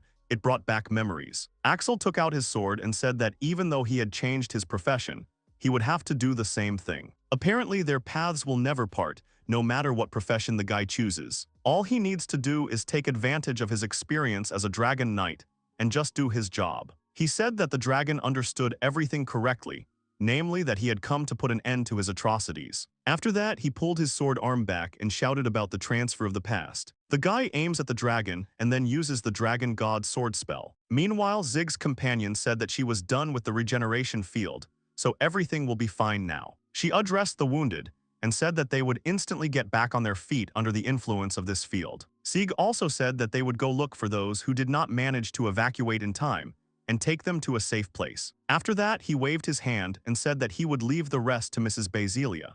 The dragon girl replied that she understood. She confirmed that she would protect everyone just as they said. Dorth Kaufman was surprised and asked if she was really Basilia. The girl remembered that they had never seen her in such a form. She used a transformation, turning back into a girl. The head of the merchant guild was surprised that she had become human by looking at the girl, because the fact that it's really her means that Axel was the faceless dragon knight. After all, Basilia had always been his only true companion. The girl was surprised by these words. She didn't expect Dort to know about his husband's previous job. Kaufman replied that of course he knew. However, he was not sure that Axel was really him because no one had previously known his identity. Therefore, Dort clarified whether everything was exactly fine. Basilia asked uncomprehendingly about what was wrong. The man explained that Axel was a dragon knight, so he had to fight the dragon, which was her. The girl replied that this was not the case. Basilia said that he had made 2 mistakes, so she would fix it. The first mistake is that her husband is now a porter. Dort was surprised and asked that then she should help him in battle. The girl replied that this was the second mistake. He didn't understand one thing, namely that Basilia's husband, Axel, is stronger than she is. She smiled as she said those words. Kaufman didn't understand what exactly she meant and the girl just told him to look. Axel jumped up high and swung his sword at the wounded ancient dragon, destroying the City of Stars. After that, he delivered a sweeping blow with his sword, causing a serious wound to the ancient dragon. Basilia stood next to Dort and said that he was fighting there, and she was helping him here, because if she approached him, she would only get in the way. Dort was surprised how a dragon could interfere. The girl said that the fact is that the very essence of the profession of a dragon knight is not to fight with dragons. He must be a full-fledged hunter of them. In other words, an executioner. The girl smiled and said that even though her husband couldn't fight at full strength right now, even so this dragon wasn't his opponent. Basilia was sure of it, not a bit doubtful. The dragon started screaming after receiving a severe sword wound, and the guy continued to wield his sword. Axel told the dragon not to twitch, otherwise it would hurt even more, continuing to inflict damage on him. He then used the dragon's claw and jumped back after the attack to dodge the dragon. After landing on the ground, the guy shouted that his opponent had finally exposed himself, and he used the dragon bite skill to critically wound the dragon. Standing on the ground again, the guy began to look at the dying dragon. He, in turn, was trying to recover. Axel apologized to him, adding that he would never heal such a wound. The dragon once again shouted at the top of his voice. Axel was unhappy that he dared to growl at him. Then he said it looked like it was over for him, waving away his weapon. And then he used the dragon god skill. Large black wings made of magic appeared behind his back. Axel felt nostalgic, because he had once hunted dragons just to somehow dispel boredom. It was a kind of useful experience for the current circumstances. He smiled and said it was time for them to finish. Axel said goodbye to the ancient dragon, who began to scream, gathering his last strength to launch an attack. But he didn't have time to strike it, because the guy used the skill of overthrowing the dragon god. The group of heroes, Dort and Marion, were shocked as they watched the guy fight with the dragon. And Basilia, in turn, looked admiringly at her husband with a smile and love. The ruined city, the ancient dragon that destroyed it, was defeated by Axel. The guy exhaled and wiped his face, saying that the battle was over and the task was completed. He was glad that they had made it in time. Otherwise, the dragon would have destroyed the whole city, so the guy smiled. At that moment, Marion ran up to him, calling his name. Axel smiled as she ran up to him, and the girl hugged him in turn. He asked if she was okay because she was covered in bandages like a mummy. The girl was embarrassed and nodded. Marion pulled back and said that everything was fine. She got off with just a couple of scratches. In addition, the Starlight members provided her with timely assistance. The girl's body was covered with bandages. She said that Kaufman had been patched up too. Axel looked back and saw a group of people with him. After that, he smiled and said that he was glad that no one was particularly badly hurt. Marion smiled and said that it was actually thanks to him that they were able to manage without losses. The girl thanked him, bowed her head with a smile, and then said that there was a special reward for such a thing. Then she corrected herself, embarrassed by her words, and clarified that they would thank him properly. Mehetia, a few days later. Axel and the girls were sitting on an expensive sofa in a luxurious room. The girls looked at him in embarrassment, but the guy didn't understand what was going on and looked back at them. Then he asked if he had anything on his face. The girls were shaking and said that wasn't the point. After which they drank from a glass and asked if he was a faceless dragon knight after all. They immediately explained that they were not 100% sure, however. When they saw him in battle with the dragon, everything fell into place. But in that case, they didn't understand why he became a porter. Axel replied that he would like to find out for himself. After getting drunk, the girl leaned on his shoulder, and the guy started talking with a smile. That after defeating the Demon King, he was forced to quit his job as a dragon knight. Across from them sat Basilia, who was eating in silence, glaring at the girls next to Axel with a slight malice. The cook offered them some more. Then Axel turned around and said that they themselves knew what profession they had given him instead. The girls were shocked. The guy was surprised by their reaction and asked about what strange he said. Marion, hearing the guy's words, asked in a raised voice if Axel thought it was better not to tell such a story. After all, it is not customary to disclose such information about oneself. The cook kept offering more. Marion insisted that people don't usually talk about changing such an important profession. Axel took a supplement from the cook, and then he said that maybe the girls were right. Marion exhaled and replied that even though he was a faceless dragon knight, he would always remain their favorite porter. Then she took out a box and said that maybe it was too corny, but she wanted to give it as a gift. There was a ring inside the box. The girl explained that it was a ring that confirmed that he was an S-class member of the Sagittarius Guild. They, the Transport Guild, have recognized his skills and are bestowing the ring as a token of their appreciation. Axel's incredible abilities have helped him achieve such heights. Basilia and the cook blushed at the sight, and the girl noticed that this gift might seem a little strange. However, as long as he's wearing it, no one will doubt his abilities as a porter. Basilia didn't know what to say. Marion also said that although she doesn't know what his future path will be, he can always use it as a basis for getting a job. Axel was amazed by this and asked if he was really worthy of it. The girl confirmed with a smile, and the other one, who was sleeping on his lap, woke up. Marion once again congratulated Axel on his promotion. The girl further adds that a porter like him will never be out of work. Basilia ran up to him with a smile and hugged him tightly while the others sat next to him. The City of Stars, rebuilt by humans after a dragon attack. Basilia and Axel watched as people carried materials for construction. Marion came up to them and told them that they had a new assignment. The heroes turned to her. Then she said that the path, to put it mildly, would be far from close.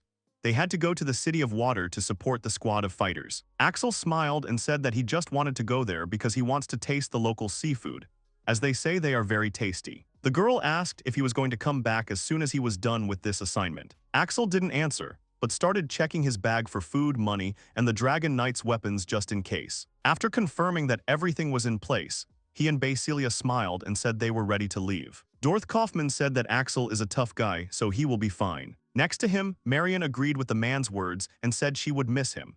Kaufman also said it was a strange feeling that their flying carrier was leaving the city, and he added that he shouldn't be discouraged anyway, because this is a new adventure for him. The guy thanked them and said that he did not think he would return to the City of Stars, but they would probably meet again. Then Axel thanked them with a smile on his face for taking care of him. He said that they had sheltered him, a man who had just received a profession and understood little about it. Kaufman replied with a smile that he had already repaid the debt, and Marion thanked him for dealing with the ancient dragon. Dort said that even if it was a little out of place, he should still take the bag he held out.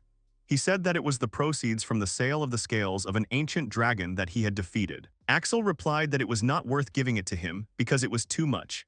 Kaufman asked what he was talking about because he saw nothing wrong with receiving a well-deserved award. Besides, he has enough money to rebuild the city himself, reminding the guy who he is.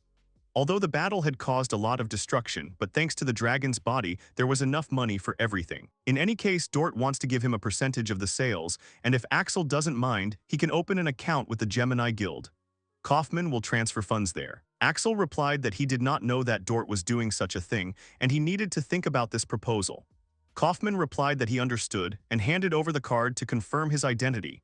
If he signs with a magic pen, he can use it. Dort also took Axel's hand and stamped it with a pen, saying that it was a sign of belonging to the twins. He also explained that even if he didn't give him any power or unlimited possibilities, he did confirm the guy's incredible abilities. Their country is proud of the Gemini and Sagittarius guilds, as they are one of the main guilds closest to God, one of the 12 divine guilds. And Axel has achieved the recognition of 2 at once, so it doesn't matter which city he goes to or which guild he decides to join, they won't dare refuse. The guy looked at the ring on his hand in surprise, saying that he understood and thanked them. Then he turned around and said that it was time for him to start the task. He and Basilia would go through the northwest gate. After that, he said goodbye, but Marion asked him to stop and said that there was one thing. Namely, they are going together with Axel and Basilia.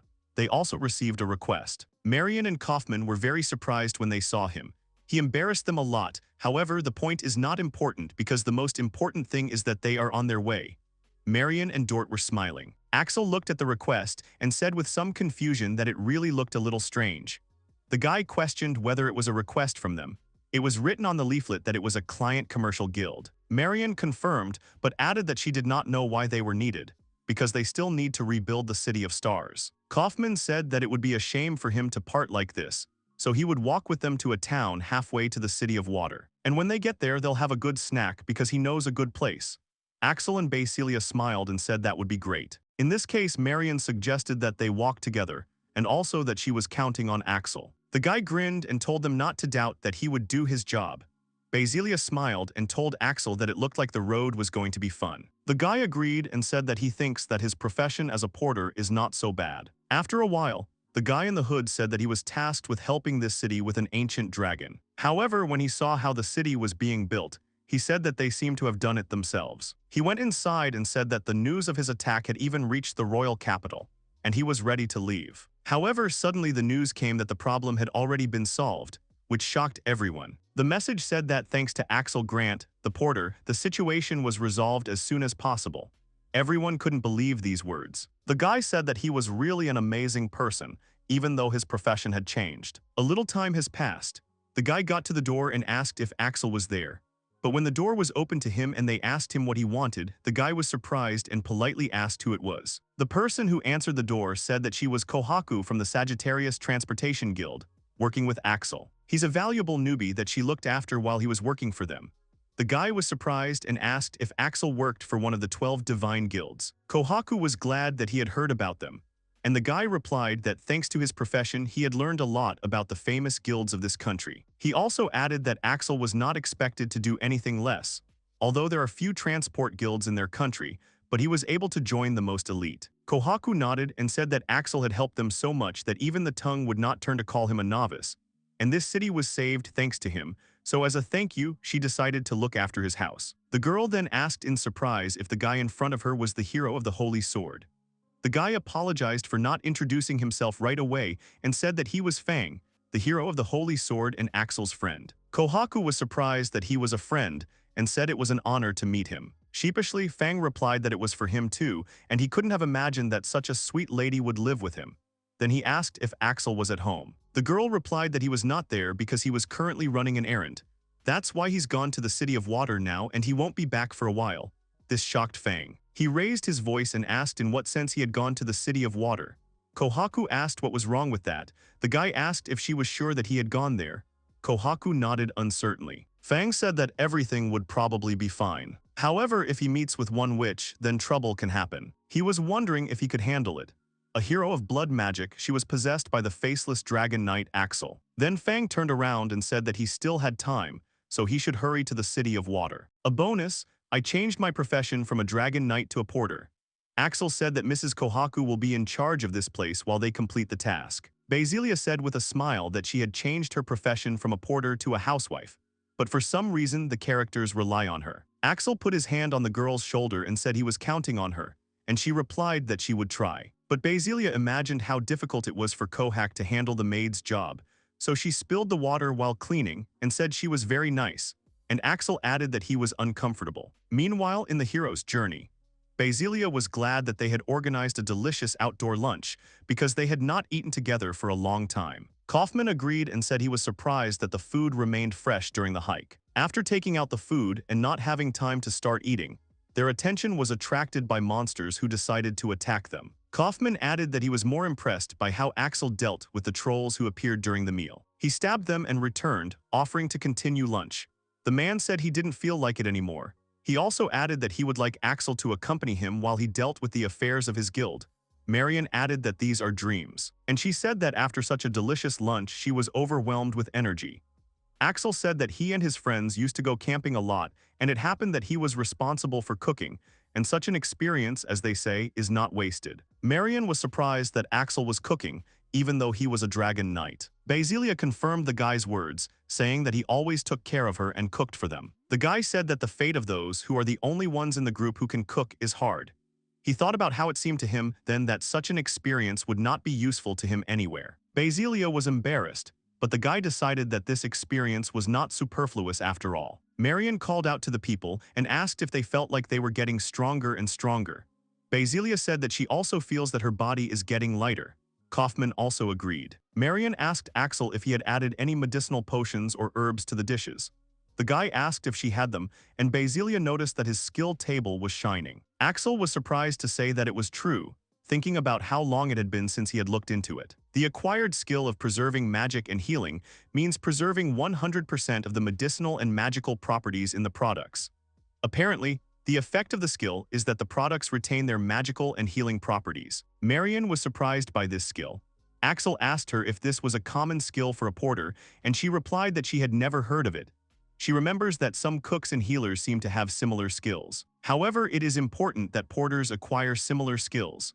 Kaufman thought about it and said that there was no doubt because they could feel its effect. They were told that the ingredients used by Axel were fresh vegetables, which are Hoshi no Miyako's signature feature, grown on land rich in magical power. Therefore, we can conclude that they did not lose this very power during the cooking process, and they got it in full. Marion replied that she did not think that eating Axel would give them such an influx of strength. She also said that she had never seen such abilities among porters. And Kaufman replied that he did not think that Axel, the porter, would have the ability. This ability is greatly desired by all members of the Culinary Guild. Kaufman lit up at these words, and he added that besides, Axel has outstanding taste and skill. Basilia was glad to hear that, and she said that it turns out that her husband is just a porter, and now he is also a cook who will always feed her delicious food everywhere. Axel replied that she was very embarrassing to him, but he was grateful to everyone for such pleasant words. Then he looked down and said that it turned out that now their food would be of better quality and tastier. He did not expect to get a new skill, and even such a useful one, so he was glad for it. After all, you can now carry fresh food with you without loss of quality and properties, and even with the preservation of useful properties, such as treatment. Some time has passed. The heroes have arrived in the city. Kaufman was surprised to say that they had already arrived and it was not even noon yet. Axel agreed, saying it turned out pretty quickly. Kaufman asked him if he knew that if you left the City of Stars early in the morning, you could only get here by nightfall, and Marion thought that they had significantly accelerated due to his abilities. The man then said that he would leave them for a while as he needed to sort out some business, and apologized for the fact that they couldn't go with him. Then he was surprised to see a guy in the distance. They noticed that that scout from the guild seemed to have something to say. Dort said that he would leave for now, and later they would meet here, and they could take a walk and find out about the City of Water if they were interested. Basilia was delighted, but Axel agreed and asked Marion if she would go with them to the City of Water. The girl agreed, saying that she had business at the headquarters of the Maritime Guild, so she would go with them. Axel was surprised by the Maritime Guild when he found out who was running the water in the city after her words. The headquarters of the Transportation and Merchant Guilds were located in the City of Stars. There also seemed to be a branch of the Guild of Magicians, so it makes sense that the headquarters of the Maritime Guild is located in the City of Water. Marion explained that it was because the City of Water is located by the sea, and in this city there are various crafts related to it, like the Guild of Shipbuilders and Fishermen. Marion remembered and said that there was also a pirate guild. Basilia was surprised by these words, and she imagined how a pirate could grab her and start touching the girl. She wouldn't be very happy about that. Axel thought it was really strange that such a guild was allowed to exist, but on the other hand, there are similar guilds in all cities. The guy thought about how amazing the variety was as the girl continued to imagine various scenes and hold the guy's hand. Marion said that guilds are made up of professionals in their field, hence the uniqueness. Then the girl said that she knows a restaurant with very tasty food, so they go there when they get to the City of Water. Axel thought about seafood, and Basilia happily exclaimed that Marion was talking about delicious food. The girl told her that she knows many such places in different cities, so they can ask whenever they want. While the girls were chatting, Kaufman called out to Axel, saying that they seemed to have problems. The men stepped aside and Kaufman explained. Axel asked about the attack of the demonic beasts. The man replied that it didn't look like it was their business, and they said that a strange flood had recently occurred. It was because of him that the bridge collapsed. Kaufman added that they also say it will take more than a dozen days to recover. Marion could not believe such horror because it was the only safe road to the City of Water, and now it is inaccessible. Dort said that there was another way around, but it was very dangerous because of the large number of demonic beasts. Marion thought about how she wouldn't want to walk on it. Axel and Basilia exchanged glances, and then the guy asked that this was the whole problem. After all, it wasn't her for them. Then he asked if they had ever flown on a dragon. Marion, I remembered that Axel is a former dragon knight and Basilia is a dragon. Axel said that they immediately planned to ride Basilia in the shape of a dragon.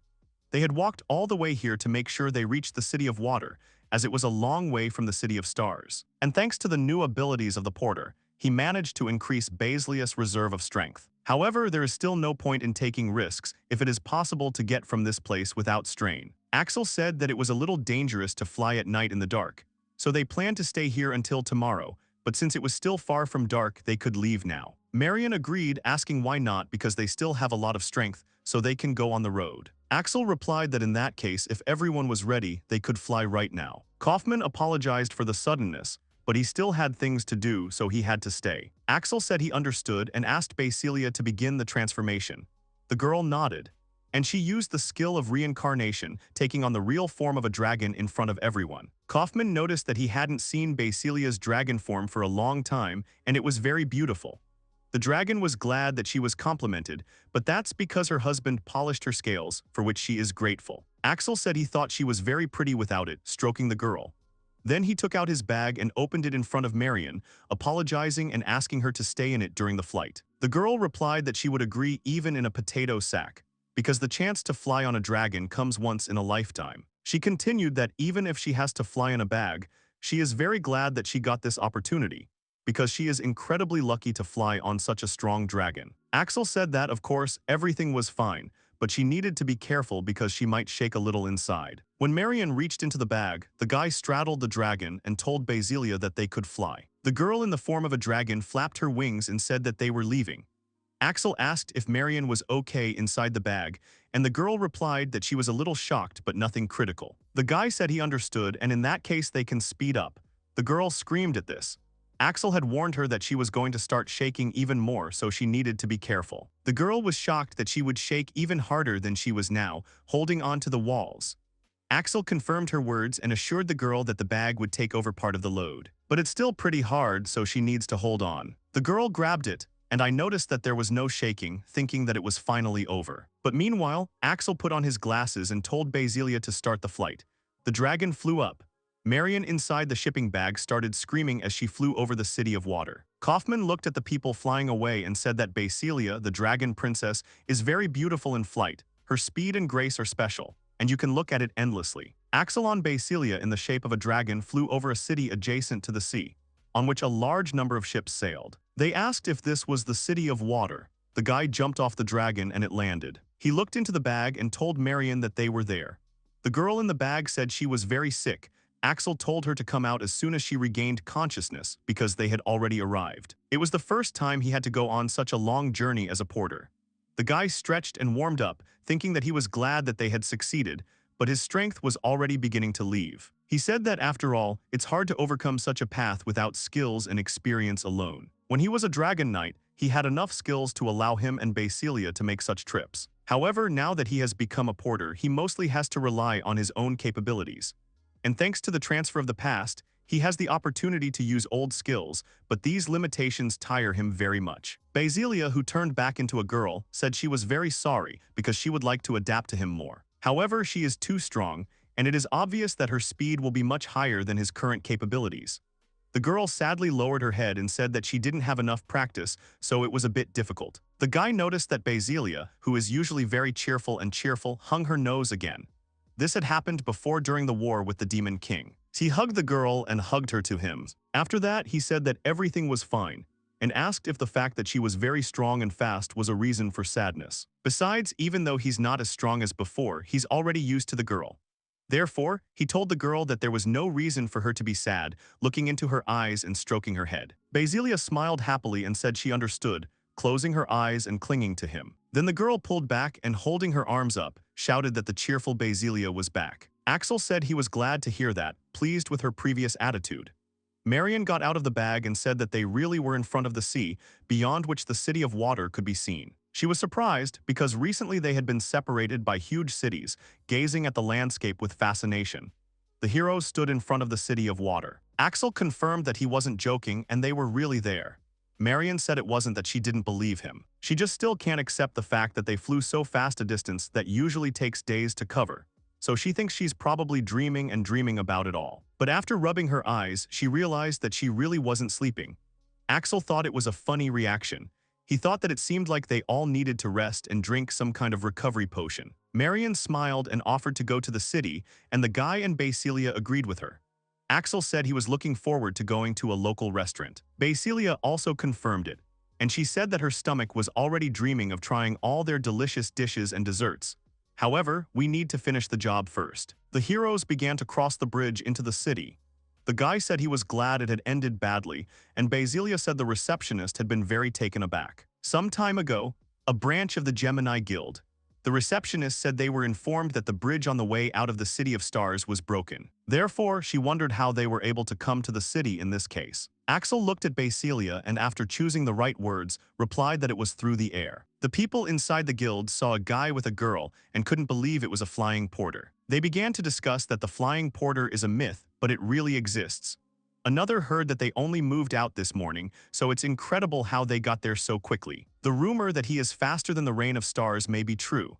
Axel offered to finish the package anyway. The Gemini Guild administrator agreed and thanked them for their guild's help. Axel replied that since they had finished their business, it was time to eat. Basilia was glad of that. Marion said they should go then, because she had already booked a table at the restaurant she had told them so much about. After a short amount of time, the Pirate Inn, a large building with 2 floors next to the sea. Axel was surprised that the sign said Pirate Inn, and Basilia remembered again. She thought about how the pirates would grab her and start touching her with their hands, exclaiming joyfully about it. Axel also said that he hoped that nothing would be done to them in it. Basilia was trembling beside him. Marion laughed at their reaction and opened the door for them inside, saying it didn't matter that the name was a little scary. Because it's actually a very pleasant place. The heroes went inside the restaurant. They were greeted by a girl with short hair and long ears. She said she was glad to see Marion as she always was. The bonus Basilia's strange fantasies. The dragon princess imagined how they would grab her and put pads on her hands, but suddenly Axel comes and wounds the pirates with a sword. Basilia is very happy about him, and the pirates ask for mercy. Standing up, the girl hugs the guy and says that she loves her husband, because even in fantasies you can rely on him. A little earlier, right after the flight. As soon as the heroes arrived at the City of Water and Basilia turned back into a human, Axel asked about what happened and why she was blushing. The girl replied that she had heard strange noises from Marion, and the rest was drawn by her fantasy, namely what they were doing there. Axel replied that he would exercise his right to remain silent. The main story. Marion replied that they had not seen the owner of the Pirate Inn for a long time. She in turn replied that it was so, and she prepared food and a room for them. The heroes came closer to her. The hostess of the hotel said with a smile that everything was done in the best possible way, and Axel asked who she was. Marion replied that she was the head of the institution, namely the owner of the Pirate Inn, and concurrently the head of one of the 12 divine guilds, the Accord Maritime Guild. The girl introduced herself, saying that her name was Rariku. Then she smiled brightly and said that Marion had already told everything for her, and that Marion also talked about Axel, the flying porter. The guy smiled. They shook hands and Rariku expressed the hope that they would get along. Axel replied that he was looking forward to working with her. Rariku also shook hands with Basilia, who also replied that she was pleased to meet you. Axel noticed that it was surprising that in addition to the guild, she also manages the hotel. Rariku said that people are often surprised by this, and she explained that it was just her hobby, nothing more, because there weren't many places like this before. So she decided to start an institution for pirates. Over time, more and more people began to learn about this place, and therefore now not only pirates come to this place. Axel understood why this place was called the Pirate Inn. He replied to the owner that it was an interesting story. Rariku agreed and came closer to him. She looked into his eyes and said that he was even better than she had imagined, and confessed that she had never been with such a handsome man. Basilia and Marion were shocked by these words, but the guy just smiled. Rariku said that it was noticeable from Marion because she talked about him with passion and fire in her eyes. The guy was also shocked by these words, and the girl summed up that that was why she was even interested too and asked to introduce them. The guy looked at Marion and Basilia hugged him. Rariku patted the dragon princess and said she was glad to meet them. Then she walked away and said that she had to get back to work, and the guests should sit down because their lunch would be ready soon. After that, the girl asked the chefs if they were ready, to which they agreed in unison.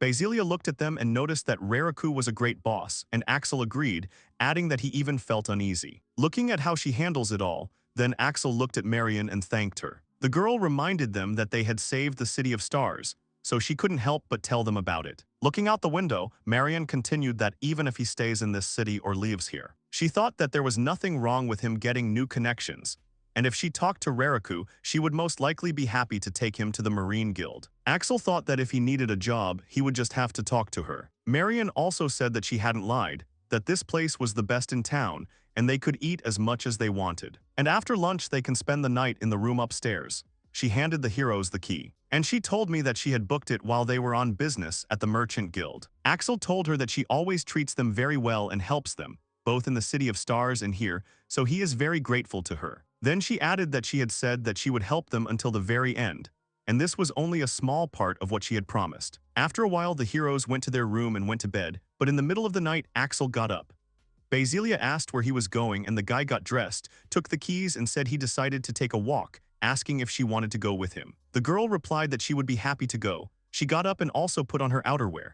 They left the room and Axel began to study the newspapers, no matter how many days they stay in the city. It doesn't matter what they're here for. Basilia took the guy's hand before silently extending her own.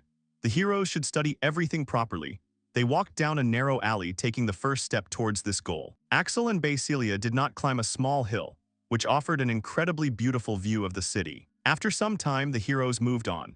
They walked to the middle of the bridge, and Basilia noticed that unlike the City of Stars, there were a lot of rivers in this one. And that's why it seems to her that all the inhabitants of the City of Water are moving through the water. Axel replied that they were just going about their business. And it seems to him that the river they are standing over can be jumped without any problems. And it also seems that, if anything, they will have to jump more than in the City of Stars. Meanwhile, life is in full swing at the port. Cargo ships come and go one by one. Axel turned to Basilia, holding out his hand to her, and said that he had seen enough, so he was satisfied and called the girl home. Extending her hand, Basilia accepted and agreed to go home.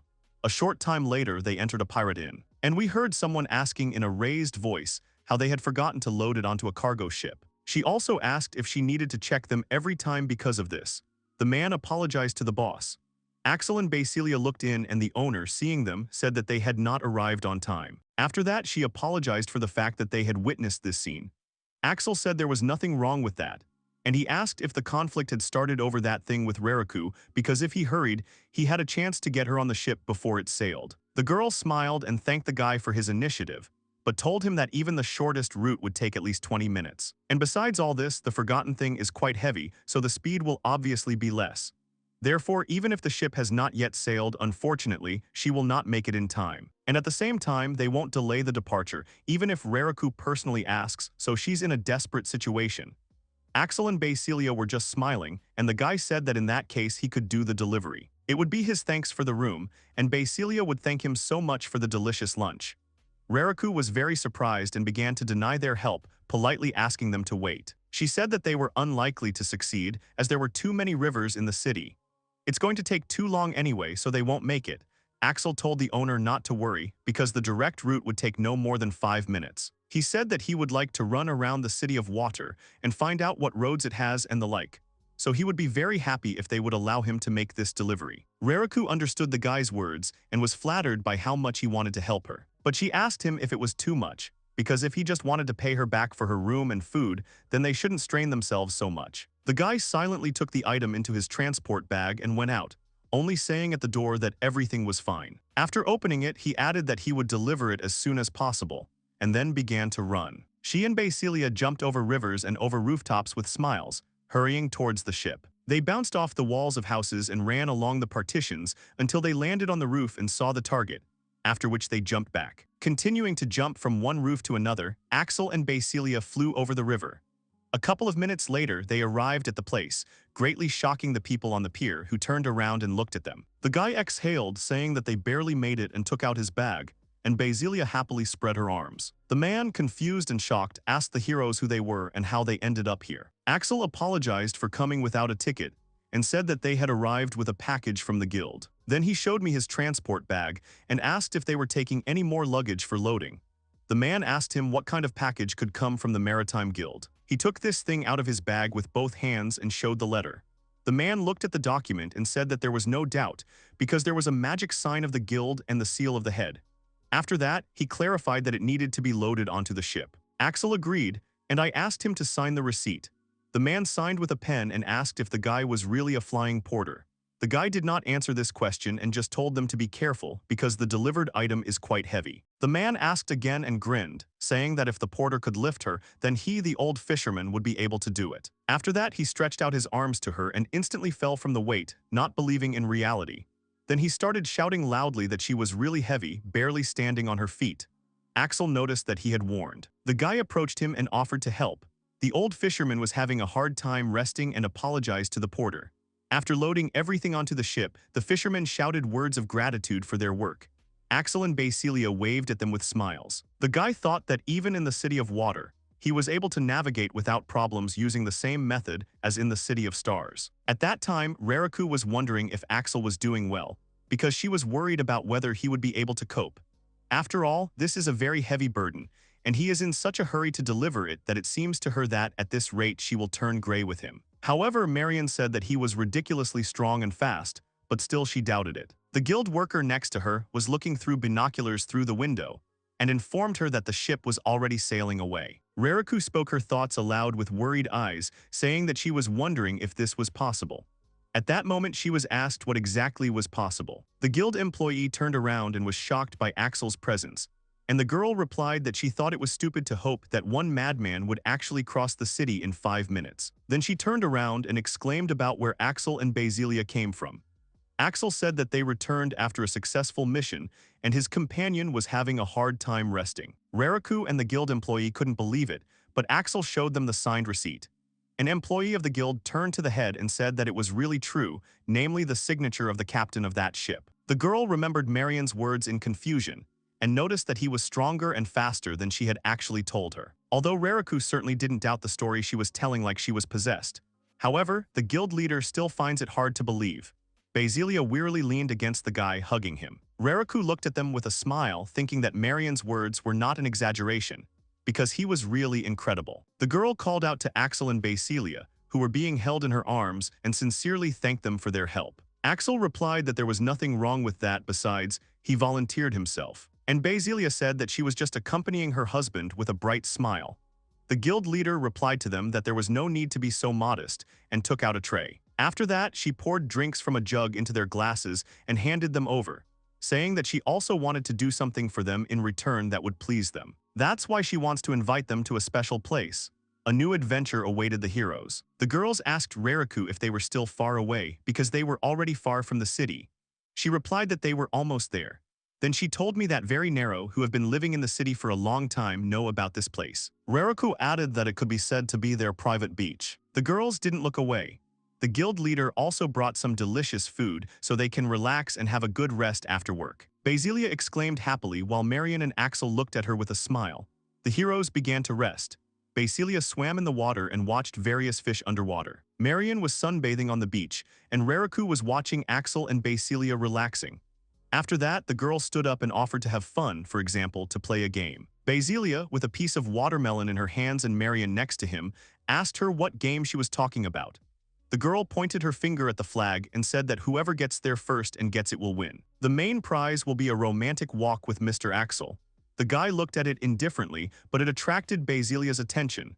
She squeezed the watermelon so that it snapped in half. Marion ran up to Axel and said she totally agreed, hugging his hand. Then she added that she was only offering to put Axel in the place of the flag in this game, so that the one who touches it first wins. The girl touched the guy's torso. And then she asked what others thought about it.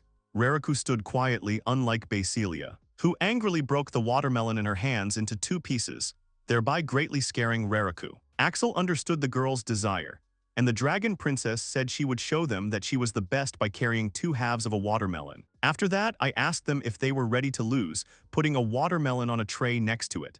The girls got into the starting position and were serious about winning this competition. Rariku thought that she had to find out what kind of person Axel was. Marion thought she wanted to get closer to him, and a romantic walk would definitely help. Axel indifferently took the place of the flag and accepted their terms. Then the countdown started. The girls got into the starting position, finally getting ready to start. And after Axel's command, the girls immediately took off, scattering sand under their feet in all directions. The first was the dragon princess, whose hair was fluttering from her running speed. But the girl stumbled and screamed loudly, starting to fall, and because of this she left a trail in the sand. After stopping her fall, the girl stood up and asked about what had happened until her attention was attracted by a shadow from above. It was Marion, who had jumped over Basilia, who continued on her way to Axel. When she landed after the jump, Marion turned around and drew Basilia's attention to her superiority. Because of this, the girl remembered her goal, and Marion tried to run a little more carefully because it's hard to run on the beach. However, suddenly Rariku ran next to her, passing her and waving to the girl. She excused herself and rushed forward, telling Marion and Basilia that she was no stranger to running on the sand, unlike them. But when she had already stretched out her arms and almost touched Axel, Basilia and Marion stood up and shouted at her not to jump to conclusions. They ran to Axel incredibly quickly and also held out their arms in front of them. But the guy's attention was attracted by a huge wave that appeared above them. He said something unexpected was about to happen. The heroes were covered by this wave, when the girls only had time to shout the last words that they should win. When they woke up, they lay on the sand and exhaled heavily after the water receded. Axel said that he was not quite sure which of them had won, because all three of them concerned him. Some time has passed. Basilia was walking along the beach and was ready to return, but she turned around to look at the landscape once more. She said with a smile that she had a lot of fun today, after which she looked at Axel. And I asked him if he felt the same way. The guy looked at her and the wind picked up, then agreed. Basilia asked if he had seen a pleasant breeze, and Rariku turned to Marion regarding her news. Axel replied to Basilia that it was just a swimsuit, so there was nothing to worry about, and Rarak clarified that she had only heard about the news in general terms. The news was that giant demons were beginning to appear in the primeval forest, and the City of Stars was attacked by an ancient dragon, destroying a large part of the city. Fortunately, it was defeated by Axel. The guild leader said that these were very unpleasant situations, and Marion confirmed her words. However, they were all saved by Mr. Axel. All the characters were smiling and happy at that moment. The message sent to the guild said that thanks to the efforts of the flying porter Axel Grant, the damage was extremely minor. Rariku noticed that thinking about it now, it seemed to her that everything she said was true.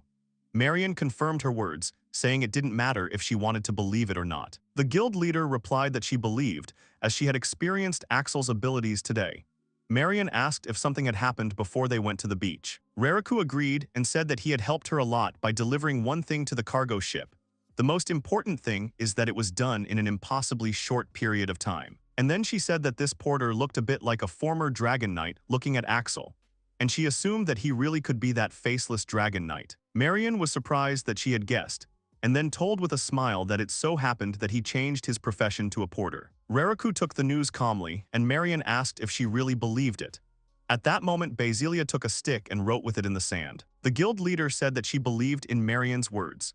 Basilia has finished writing an inscription that means that her husband loves her. Sitting down and looking at it joyfully, the girl was happy and laughed, thinking about him. Rariku said that during the war she saw Axel in action, or rather, she saw him destroying everyone left and right like a monster.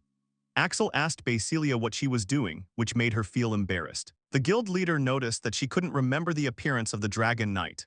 Meanwhile, the water washed away Basilia's inscription. Rariku added that it was as if someone had erased her appearance from her memory.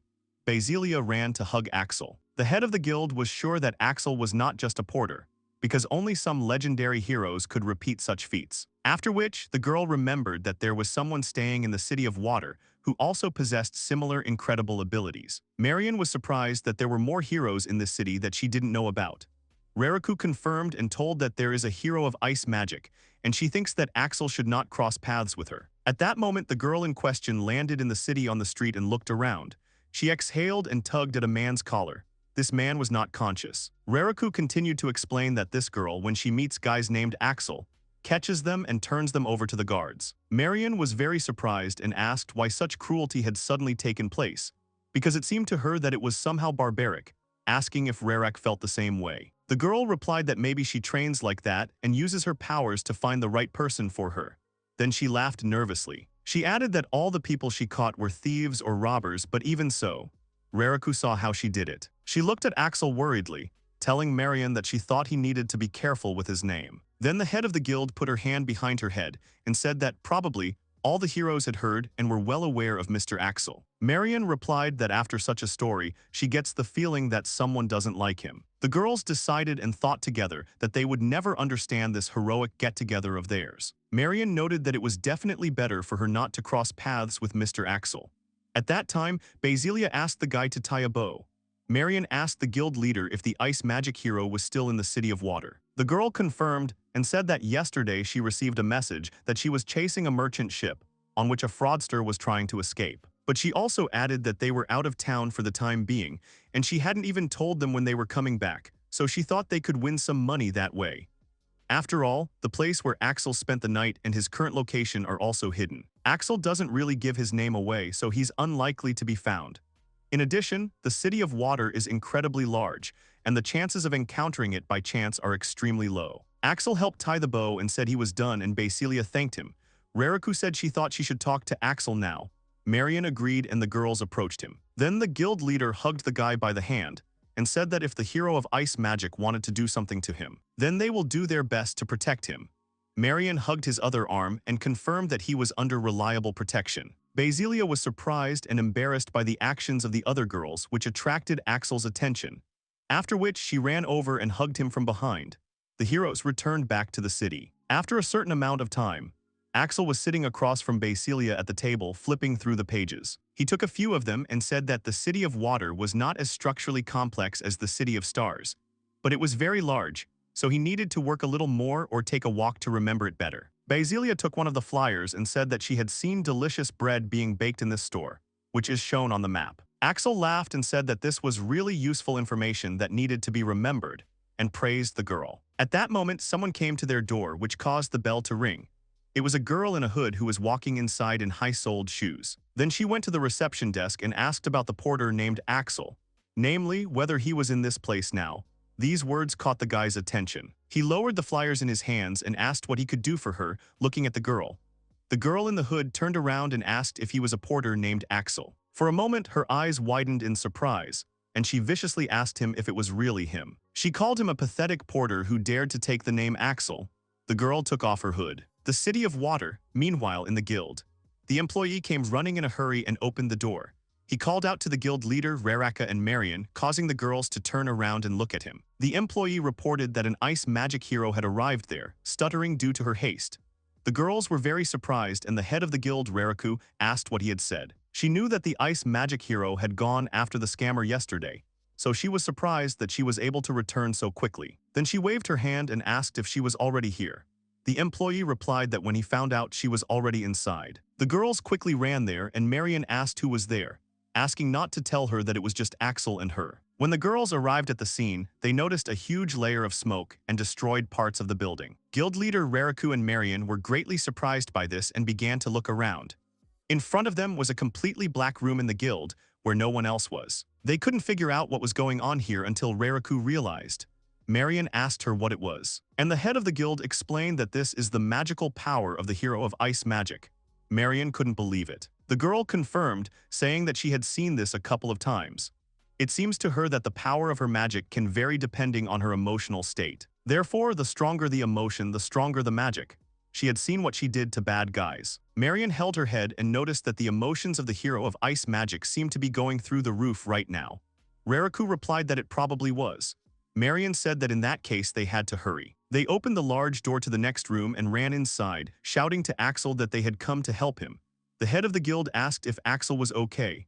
The girls called him by his first name. However, they saw how the hero of ice magic rushed into the guy's arms and happily said that they had finally met. Raraku and Marion couldn't believe what they were seeing. Axel happily said that they hadn't seen each other for a long time. However, he asked her not to hang on to him so much by addressing her by the name of Saki. Basilia confirmed Axel's words, saying that she hugs his husband too tightly. But the hero of ice magic, Saki, continued to hug him tightly, saying that he smelled like a real Axel, that's it. She hung on to the guy and hugged him, happily closing her eyes while he just stood there. And then she said that even though they hadn't seen each other for several months, she still remembered him. And I noticed that the helmet's ability always cleansed his body, so the smell was very faint.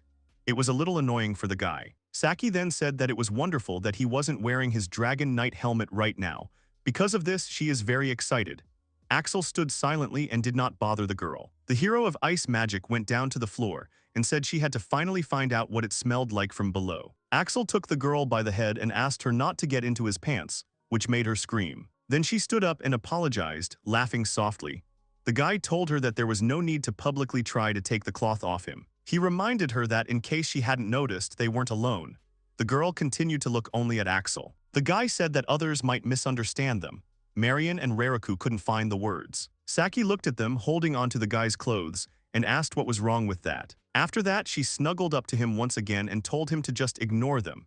She also added that he could do whatever he wanted with her, covering his eyes. The guy grinned and told her that she hadn't changed a bit since their last meeting. Marion apologized for interrupting them on the most interesting thing and asked who the girl next to him was. Axel asked in surprise if she was referring to Saki, and then apologized for such a strange acquaintance. Then he picked her up and stretched her out on straight arms, saying that her name was Saki and she was a hero of ice magic. The girl said that's right, and her name is Saki Liz Noir. Then she turned around and looked at Axel, saying that she was Axel's best and most beloved partner. Basilia was stunned by these words, and Saki hugged him again and said that her husband was forever in her debt. Reiraku and Marion didn't understand what was going on here, but Basilia laughed and said that she was a good joker, referring to the hero of ice magic, Liz Noir. Then she hugged the guy's hand and reminded her that she and Axel had been together much longer than her, and her husband had never been Saki's husband. The hero of ice magic grabbed the guy by the other hand and said with a smile that she hated jokes, turning to the dragon princess Basilia, saying that in the future her words would definitely come true. Basilia and Saki came closer to each other. The dragon princess said that it was all very interesting, but she and her husband were not up to it because things were not waiting for them. The hero of ice magic replied that she was just running away because the truth hurt her eyes. Axel and the other girls watched on the sidelines. The guy sighed and said that they always do. Then he turned around and explained to Marion and Reiraku that they were just old friends. Marion was surprised that he called them old friends. She said that the ice magic hero Saki doesn't really look like just a friend to him, referring to Axel. And the guy replied that they have a rather complicated relationship, looking at Basilia with her. At that moment, the girls were shaking hands. Saki Noir said she praises Basilia for getting so far with Axel, treating her like a lizard. The dragon princess thanked her for the compliment. Marion was surprised and said they looked good together. Axel asked if she really thought so because he had a bad feeling about it. And then he explained that the hero of ice magic has one ability, thanks to which it can change the temperature of the environment, making it lower or higher depending on emotions. Therefore, it's time for Saki Noir to suppress the manifestation of this very power, because some people are already cold.